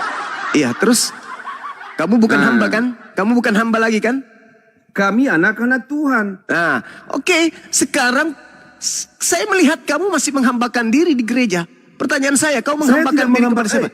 Juma, makanya Juma, sekali-sekali kau, ya kan belajar fakta sejarah lah. Jangan hanya berilusi. Kan gitu. Bagi kamu, Kamu di gereja menghambakan Tuhan itu diri benar. kepada Nah, siapa? Bagi kamu Tuhan itu hanya suatu ilusi saja. Tuhan itu tidak boleh begini, Tuhan itu nggak boleh begini. Di mana-mana ya. Ingat ya, manusia itu pencipta, Juma. Manusia pencipta. Di Ingat itu, mana-mana Juma. Manusia itu pencipta. Manusia itu pencipta. Iya, manusia pencipta. Handphone yang kamu pakai itu ciptaan manusia, bukan ciptaan ala SWT-mu. Oh gitu. Iya. Masker yang kau tutup mukamu itu ciptaan manusia. Memang ada di zaman nabimu masker. Terus? Hah? Pesawat yang kalian pakai ke Mekah sana itu ciptaan manusia. Manusia itu pencipta. Memang ada di zaman nabimu pesawat. Terus? Apa hubungannya dengan tema kita ini? Ya. Karena kamu udah lari kemana-mana, pembahasan lari ke Adam, Masalah lari ke apa, lari ke generasi. ini. Pertanyaan Ketika saya, kedatangan orang gila ya. Kristen bukan lagi hamba Tuhan. Pertanyaan saya, kalian menghambakan diri di gereja itu kepada siapa? Kami, Juma dengar ya, Kami ke gereja sebagai tempat persekutuan. Persekutu dengan setan. Bersekutu dengan Tuhan. Kami bersekutu. Tuhan bersekutu. Loh, memang, ini. Tahu kau arti definisi sekutu, Juma? Tahu kau apa arti Apa sekutu? itu? Apa itu bersekutu? Hah? Apa? Arti sekutu aja kau nggak tahu. Iya, saya bertanya samamu apa? Kan kau apa? Coba dulu. Apa? Bersekutu adalah apa? Langsung Hidup jawab berdampingan dong. dengan Tuhan. Langsung jawab, bersekutu apa? Hidup berdampingan. Hidup berdampingan. Terus apa? Coba Kamu dulu. bertetangga. Memang Bertetangga iya. dengan Tuhan. Makanya ada istilah negara sekutu. Ngerti kau? Kau ngerti nggak? Yang disebut bersekutu itu adalah Apa? Tunggu. Kata Apa? bersekutu. Tunggu saya jelaskan. Kasihan kali dia. Bersekutu itu artinya kerjasama, berserikat, kemudian apalagi ya, kerjasama, berserikat, kemudian itu dalam konteks bisnis dan politik. Berkoalisi. Kamu bisnis dengan Tuhan begitu? Hah? Berkoalisi. Kamu berbisnis apa dengan Tuhan lo? Apa? Kamu berbisnis apa dengan Tuhan lo? Mengenal dia. Jauh lebih baik. Mengenal dia. Bukan bersekutu itu namanya. Itu namanya menghambakan diri, coples. Makanya dibilang kau itu bersekutu dengan setan. Berarti kau masih menghambakan diri di gereja. Pertanyaannya, kamu menghambakan diri kepada siapa? Makanya ada istilah persekutuan. Persekutuan itu hubungan yang berkaitan dengan sosial, politik, bisnis. Itu persekutuan. Nah, kamu bisnis apa dengan Tuhan lo? Bisnis darah ya? Bisnis darah? Bisnis daging? Kau bisnis apa dengan Tuhan? Kau bersekutu. Kau bersekutu dengan setan, itu baru cocok. Sama-sama membuat satu politik untuk menjebak anak manusia agar masuk ke neraka. Itu baru masuk otak. Karena Kristen itu melalui pengakuan mereka, Galatia 4 nomor 7, pendirinya mengatakan Kristen bukan lagi hamba Tuhan. Tapi di gereja mereka masih menghambakan diri. Ternyata menghambakan diri bukan kepada Tuhan, tapi kepada Senggal dong. Masalah generasi. Bersekutu nih ya. Bersekutu nih ya, berbisnis sama siapa deh sana? Berkongsi nih ya. Berkongsi dengan Iya. siapa di sana? Makanya aku bilang, kalian itu sering bersekutu dengan setan kan? Iya, kita yang dituduh. Yang bersekutu itu kan kamu. Kami ke rumah ibadah kami bukan pergi bersekutu di situ. Yuk yang mengaku. Kami ke gereja itu pergi bersekutu. Maksud tuh ke gereja cari kutu atau apa ini? Malu-maluin aja ya Oten kau. Dia yang bersekutu, kita yang dituduh. Dasar goblok. Masalah generasi. TK Chip. Selamat malam, selamat Pure. malam. TK Chip. Bersekutu dengan Tuhan. Tuhan itu tidak bersekutu dengan manusia. Tuhan itu Khalik yang berhak untuk diibadahi, bukan dianggap sebagai partner sekutuan segala. Kerjasama dengan Tuhan, mau kerjasama dengan apa dengan Tuhan? Tugas lu cuma beribadah. Bersekutu dengan setan, iya. Sekutu dengan Tuhan, mama Berkoalisi. Masalah generasi. Tengoklah Kau anak-anakku sekalian. Apa? Allah kami itu Tuhan ya? Apa?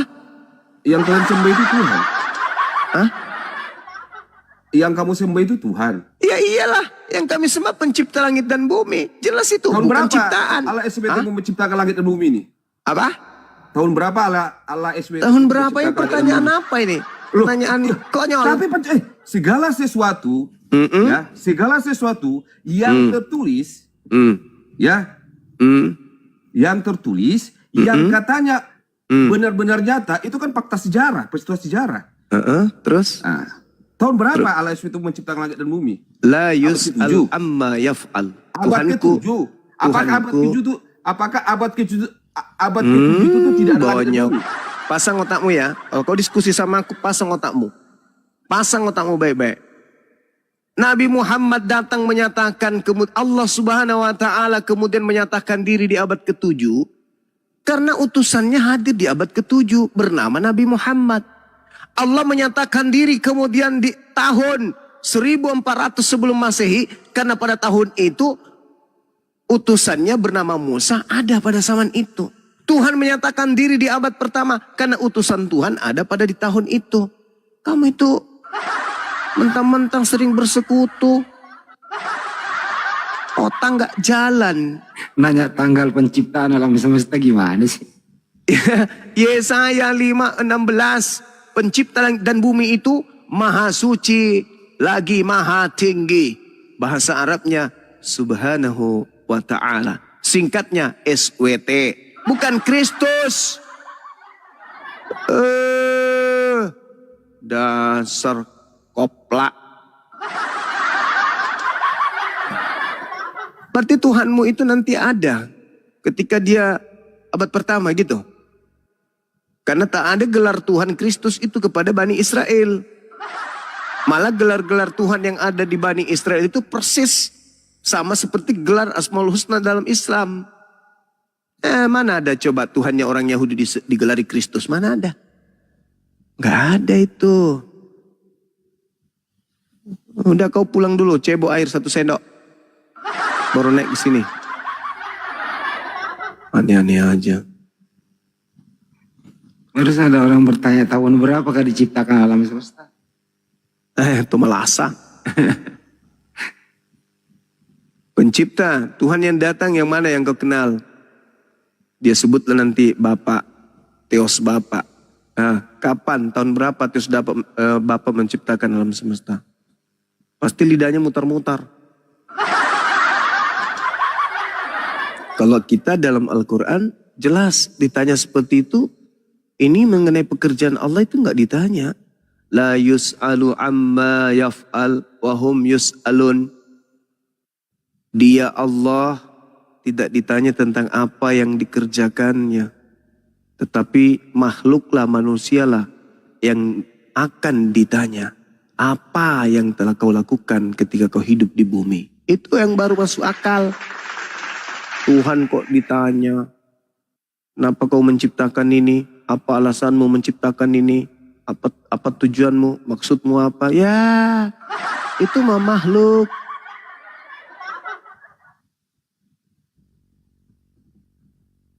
Allah SWT hanyalah batu.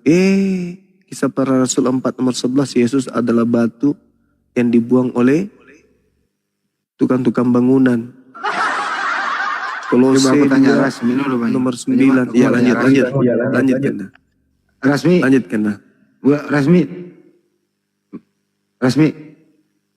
Ya, Tahun berapa bapaknya Yesus menciptakan alam semesta? oke.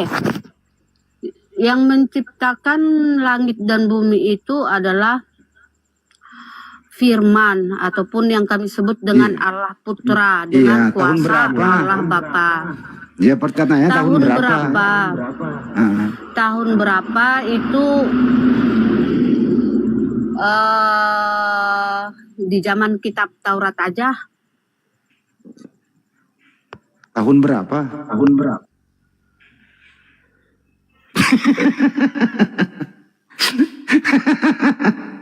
Bingung dia menjawab. Biar Di kau tahu awal ya. permulaan lah, awal Ya tahun permulaan. berapa itu? Tahun berapa? Tahun 1 sebelum Masehi. Jadi tahun 1 sebelum Masehi diciptakan alam semesta. Iya. Buset dah Bang. Tahu bahasa. Bang Juma, tahun 1 sebelum Masehi diciptakan alam semesta, udah dijawab. Masa Hakim memang ini. Enggak, gini Juma. Kau bilang kan Allah SWT pencipta langit dan bumi. Ya kan? Itu yang berbicara Allah SWT-mu kepada... Iya, pencipta langit dan bumi lah, pastilah. Namanya Tuhan, pasti dia mengklaim, akulah yang menciptakan segala sesuatunya. Pasti Tuhan. Tuhan yang menciptakan langit dan bumi pasti Tuhan. Dan Tuhan yang menciptakan langit dan bumi itu kami kenal dengan nama Allah. Ke siapa Tuhan berbicara itu? Ke siapa Tuhan berbicara itu? Akulah ke siapa dia berbicara? Kepada nabi-nabi Tuhan saya berbicara. Loh, kok ke nabi-nabi? Nabi mana yang menyembah SWT-mu? Lah, semua nabi itu menyembah Nabi kepada mana? hakikat pencipta langit dan Nabi bumi. mana yang menyembah SWT-mu? Orang gila kau ini. Ngapain sih babi ngepet naik? Kakang udah ada gua kick, enggak babi ngepet dinaikin lagi. Orang gila. Yang namanya Tuhan itu pasti SWT, nggak mungkin tidak. Kecuali Anda ingin mengatakan Tuhanmu adalah Tuhan yang najis, kotor, rendah. Tuhan itu pasti maha suci. Tuhan itu pasti maha tinggi. Kami mengenalnya Subhanahu wa Ta'ala. Disingkat SWT. Ya Allah, ya Karim. Ada nggak Tuhan Maha Gondrong Bang Juma? Ada, mana ada Tuhan maha gondrong. Tuhan SWT yang artinya apa? maha suci SWT lagi maha artinya tinggi. Tuhan itu maha suci maha tinggi. Itu saya tanya dulu Bu Rasmi, apakah Tuhan Anda maha suci lagi maha tinggi? Ya, benar. Berarti SWT. Sekarang Anda menolak. Bukan SWT ya. Maksudnya barusan kau bilang Tuhanmu maha suci maha tinggi. Orang-orang Quraisy juga ketika ditanya, siapa Tuhanmu? Allah. Tapi mereka tidak menyembahnya. Hanya bisa menyebutnya, samanya seperti kamu. Kutanya, siapa? Apakah Tuhanmu itu maha suci maha tinggi? Iya, berarti SWT dong. Berarti kau mengakui Tuhanku. Tapi kau menyembah kepada yang lain.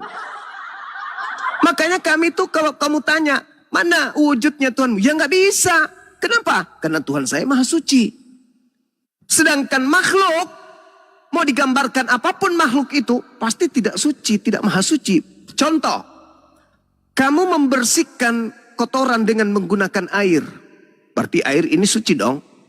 Ya, coba kau simpan air 1 minggu, 1 bulan, 1 tahun.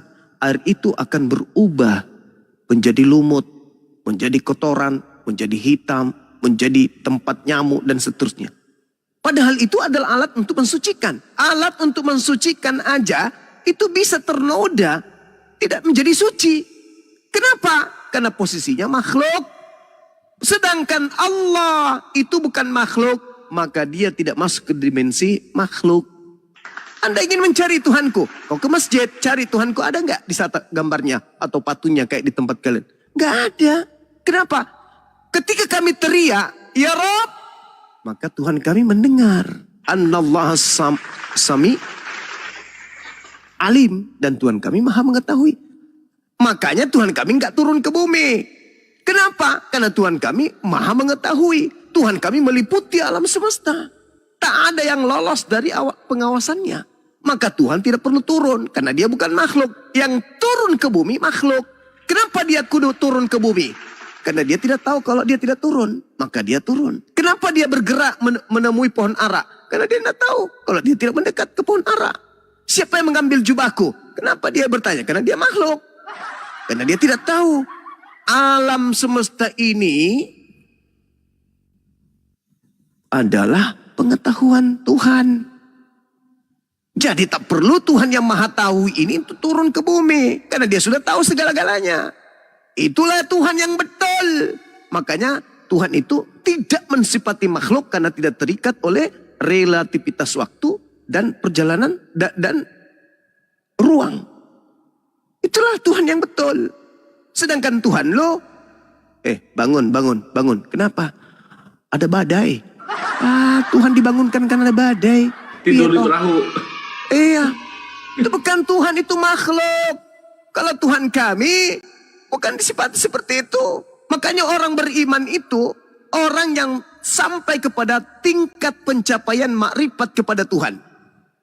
Itu orang beriman. Makanya iman itu hanya ada di Islam. Di Kristen ada iman. Kristen hanya yakin, percaya. Tapi level iman tidak dimiliki oleh orang Kristen. Cuman ikut-ikutan aja nyebut kata iman itu. Karena di Indonesia, di luar Indonesia orang Kristen tidak tahu apa itu iman. Begitu berasmi. Jadi Tuhan itu maha tahu. Orang Islam mandi aja mereka malu untuk telanjang. Kenapa? Karena Tuhan menurut umat Islam lebih dekat kepada dirinya Tuhan itu daripada manusia ke urat lehernya. Kita ke urat leher itu tak ada jarak lagi. Karena ini namanya punya kita. Tapi ternyata Tuhan kita itu lebih dekat daripada itu. Coba bayangkan. Jadi orang beriman itu ya melakukan sesuatu karena tidak melakukan kemaksiatan karena merasa Tuhan dekat, mengawasi. Kayak sekarang nih, saya tinggal di apartemen. Seorang duda punya kesempatan, tak ada yang melihat, tinggal sendiri. Tak ada yang mengetahui, duit ada, nomor HP ada, sosmed ada, fasilitas kemudian untuk bermaksiat ada. Alhasil, karena saya takut kepada Tuhanku yang maha melihat, saya tidak melakukan maksiat. Siapa yang mau melarang kemudian saya? Istri tak ada, anak di Makassar, saya seorang diri. Kiri kanan saya banyak wanita-wanita cantik. Tapi karena saya takut kepada Tuhanku, saya tidak melakukan. Mending saya berdakwah di sini. Bukan memuji diri, saya cuma berikan gambaran. Itulah Islam. Tidak melihat Tuhan secara wujud, tapi merasakan Tuhan itu hadir. Makanya dalam Al-Quran surah Fussilat ayat 53, aku menyatakan diriku melalui alam semesta dari seluruh penjuru. Dan aku menyatakan diriku kepada diri mereka sendiri. Kepada diri-diri manusia, aku nyatakan aku ada. Itu baru betul. Makanya Tuhan itu maha suci. Tuhan kalian, bangun mas, bangun. Hei, ada badai mas. Tuhan kok dibangunkan karena ada badai. Itu bukan Tuhan. Itu makhluk yang dituhankan.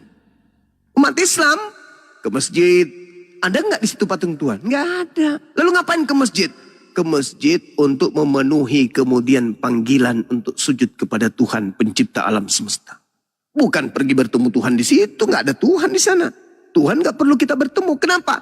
Tuhan bertemu dengan kita setiap saat. Tuhan bertemu. Kenapa? Karena Tuhan mengawasi kita. Makanya dalam kaidah insan kamil Islam itu ihsan, dalam ilmu ihsan, sembahlah Allah seakan-akan engkau melihatnya. Dan jika kalau engkau tidak melihatnya, maka sadarilah, akuilah dengan sepenuh hati bahwa sesungguhnya Allah melihat engkau. Itu ihsan. Makanya orang yang memahami tentang kaidah ma'rifat, kemanapun dia pergi selalu terjaga dirinya dari kemaksiatan, takut kepada Allah. Kalau orang munafik, Tuhan kan nggak ada ustadz di sini, nggak ada murid-murid saya, anak-anak apologet, kapan lagi maksiat yuk. Itu orang yang tidak mengenal Tuhan. Kalau orang sudah mengenal Tuhan, maksiat itu sulit untuk ia lakukan. Kalaupun dia jatuh, habis air matanya tuh ketika dia menyesali perbuatannya. Begitu Bu Rasmi. Ya kalau kalian, Tuhan kami akan datang. Dia akan datang dengan kursi roda-roda api. Itu bukan Tuhan, itu megalobang. Begitu Bu Rasmi. Jadi ketika kami ditanya apakah Tuhanmu itu maha suci? Jelas. Lah Tuhanmu kok ada nanti di abad ke-7, kata siapa? Tuhan menyatakan dirinya kepada seluruh umat manusia melalui satu manusia, yaitu Nabi Muhammad. Makanya dikatakan, ya ayuhan nas, inni rasulullahi ilaikum jami'a. Kalau Yesus, ya bani Israel, inni rasulullahi ilaikum. Nabi Musa juga begitu. Ya bani Israel, inni rasulullahi ilaikum. Bani Israel. Tapi kalau Nabi Muhammad, ya ayuhan nas, wahai seluruh manusia, aku adalah utusan Tuhanmu untuk kepada kalian semua.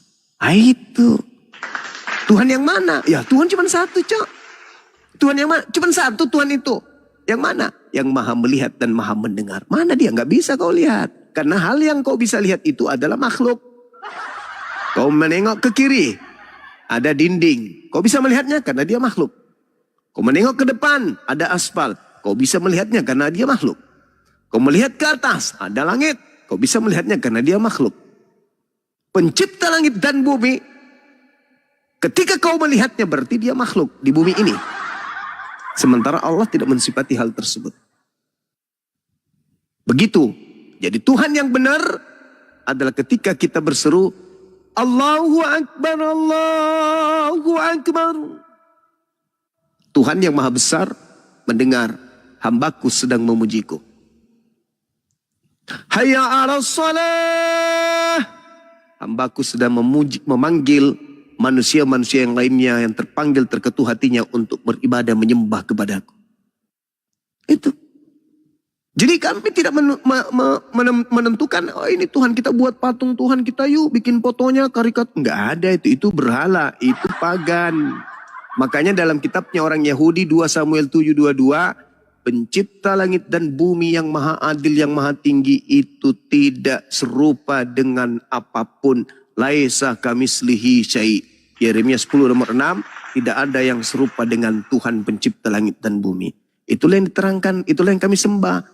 Apakah karena kami tidak melihat maka Tuhan itu tak ada? Bukan. Tuhan itu mutlak ada. Mutlak ada. Gak mungkin tidak ada. Buktinya apa? Ini alam semesta. Tidak mungkin alam semesta ini ada kalau tidak ada yang mengadakan. Nah, yang mengadakannya itulah Tuhan yang kami sebut Allah. Ada enggak yang menciptakan alam semesta ini? Ada pasti. Siapa itu? Tuhan. Mana dia? Ya kita nggak tahu. Kalau kita mau lihat wujudnya nggak mungkin. Tapi dia ada. Maka apa tugas kita? Beribadah. Tapi bagaimana cara kita ibadah? Kan dituntun oleh kitab suci. Oleh nabi-nabi yang diutus. Tapi bagaimana kita nggak melihat? Ibadah aja. Kau menyembah kepadanya. Dia melihatmu. Dia mendengarkanmu. bisikan hatimu pun dia tahu. Maka tugasmu hanya beribadah. Ya sudah kalau gitu. Allahu Akbar. Wahai engkau yang maha besar. Alhamdulillahi Rabbil Alamin. Segala puji engkau, Tuhan alam semesta. Ar-Rahmanir Rahim. Engkau yang maha pengasih lagi maha penyayang. Dia melihat, oh hambaku lagi menyembahku, hambaku lagi memujiku. Hambaku lagi menundukkan diri kepadaku. Tidak mesti kita harus mana Tuhan saya, mayatnya Tuhan saya kemana ya, hilang dia ambil orang. Itu pagan, seakan-akan Tuhan itu punya kelemahan sampai dia harus seperti itu modelnya. Tuhan yang betul tidak punya kelemahan. Tidak ada kemudian setitik apapun di atas muka bumi ini yang lepas dari pengawasannya. Itu baru Tuhan. Itu baru Tuhan. Nah itulah yang kami sembah. Jadi jangan cari mana Tuhannya umat Islam. Tidak ada. Loh, alam semesta ini nyata Tuhan itu ada. Adanya diri kita ini bukti Tuhan itu ada. Dan Tuhan dalam Islam diperkenalkan dengan nama Allah. Udah selesai. Simple kan? Simple. Tidak ribet. Mana mayat Tuhanku di sini? Apa yang kau cari ibu? Ini apa? Mayatnya Tuhanku hilang. Entah siapa yang ngambil? Itu pagan. Makanya kami orang Islam yang paham tentang konsep Tuhan itu memandang kalian itu terlalu jauh, serong dari ajaran para nabi. Tuhan kok turun ke bumi jadi manusia? Alamak. Saya kira begitu teman-teman sekalian, sahabat-sahabat sekalian. Kita cukupkan mata kuliah kita pada subuh hari ini. Mudah-mudahan apa yang kami sampaikan ada manfaatnya bagi kita semua.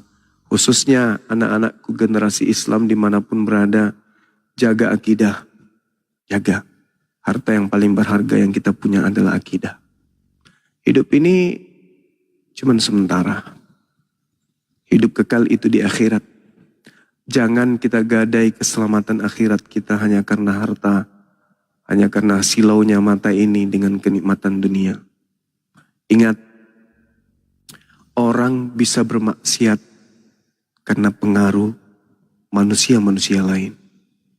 Seorang ayah bisa mencuri di kantor karena pengaruh tekanan dari orang lain. Bisa bini, bisa tetangga, bisa kolektor, bisa pinjol, dan seterusnya.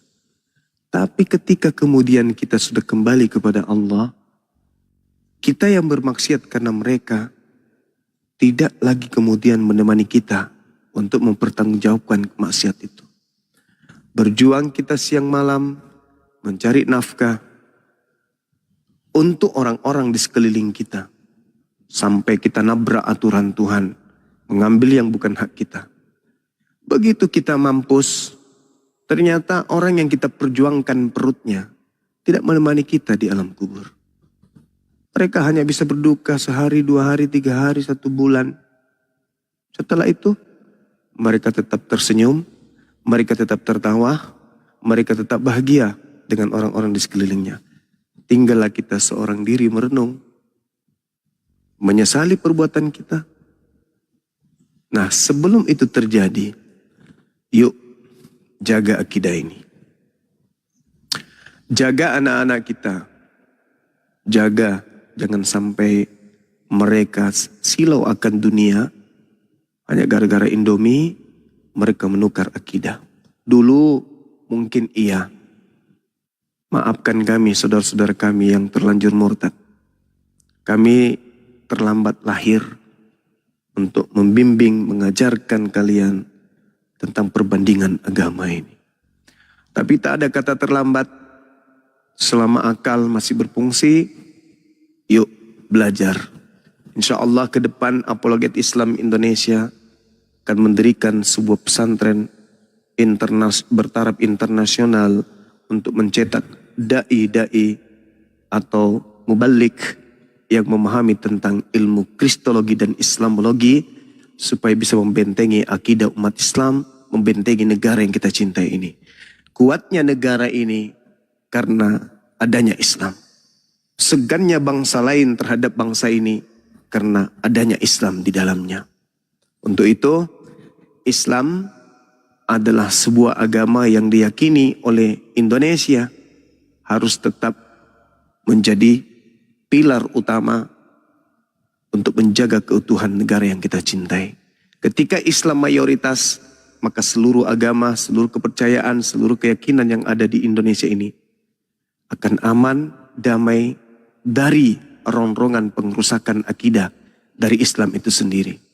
Tapi ketika yang lain yang mayoritas, Islam yang minoritas, maka kita bisa melihat sedangkan mereka minoritas, mereka melancarkan aksi-aksi pemurtadan dengan cara-cara yang tidak baik. Apatah lagi kalau mereka mayoritas.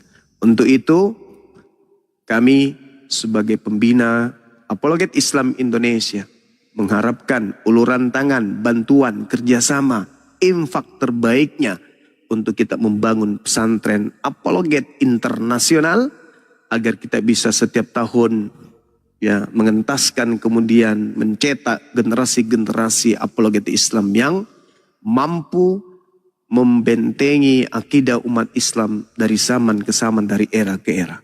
Demikian dari saya sebagai orang yang dituakan di sini, dengan hormat pada abang saya, Bang Marcelo. Ada satu kebanggaan, Bang Arif, Masya Allah. Ya, tokoh-tokoh yang sangat-sangat tidak pernah kami bayangkan akan mengambil barisan mendukung pergerakan ini. Alhamdulillah ini semua adalah karena Allah memberikan dukungan kepada pergerakan Apologet Islam Indonesia, menjadikan kami akan senantiasa lebih bersemangat lagi untuk berkarya untuk umat. Sekira begitu dari saya.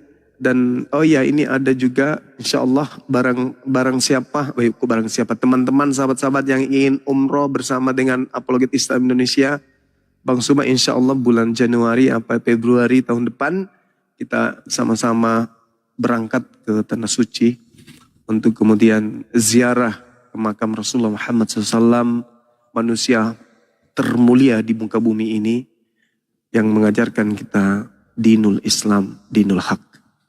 Silakan menghubungi Bang Kian Santang atau Bang Handi, teman-teman yang ingin ikut umroh bersama dengan Apologet Islam Indonesia. Demikian dari saya akhiri. Subhanakallahumma bihamdi asyhadu an la ilaha illa anta astaghfiruka wa atubu ilaih. Salam tauhid, salam satu Tuhan. Jayalah Islam kita, jayalah Indonesia kita. Assalamualaikum warahmatullahi wabarakatuh. Waalaikumsalam. Baik, buat teman-teman yang ingin ikut umroh bersama Apologet Islam Indonesia di bulan Januari tahun 2026 berarti ya. Januari tanggal 21 sampai tanggal 29 Januari. Silakan hubungi kami sebagai penitia ya. Bisa hubungi ke saya di 08121 474 9002 atau melalui Bang Andi boleh. Silakan. Bang Marcelo masih bangun ini ya. Masya Allah. Yalah, ngajarin ilmu gua. Padahal sudah hampir jam 4 loh Bang, istirahat Bang kita. Iya, nggak apa-apa. Terima Masya kasih Zuma. Makasih ya Bangku. Makasih. Kita Kian Santang, ilmu dakwah Baik. juga. Itu menambah buat saya, diri saya juga. Masya Allah. Saya Kita pamit. istirahat ya Bang ya. Ya, Baik. kita pamit. Terima kasih. Baik, Di bawah makasih juga ya, Bang. Semuanya. Semoga mendambakan kemuliaan sama diri kalian. Amin. Assalamualaikum. Nanti hari Sabtu ketemu ya Pak Bang Marcelo. Insya Allah, silakan kabarin aja. Diundang sama Pak Haji. Amin. Assalamualaikum semua. Waalaikumsalam warahmatullahi wabarakatuh. Ayo teman-teman yang ingin daftar umroh bareng Apologet Islam Indonesia silahkan daftar ya. Bisa melalui saya atau Bang Andi ya. Nomornya tadi 08121 474 9002. Ayo kita sama-sama ke Tanah Suci. Biar oten pada kejang-kejang. Palen jangan iri. Iya, Palen mirip. Mulus Palen mah. Dia mah nanti bagiannya ini Bang. Bagian numpang kencing di Mabes. Dipoto. Papan donasi gitu. Pendeta siapa? Balgapidong. Siapa itu pendeta Balgapidong? Pendeta asli itu. Kalau pendeta asli naiklah sini.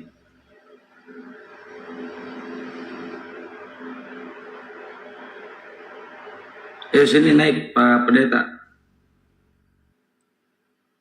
Silakan. Kita ngobrol santai di sini Pak Pendeta. Pak Pendeta. Nunggu waktu subuh nih. Sebentar lagi di sini masuk waktu subuh ya. Tanggung soalnya kalau saya tidur jam segini kelewat nanti subuh.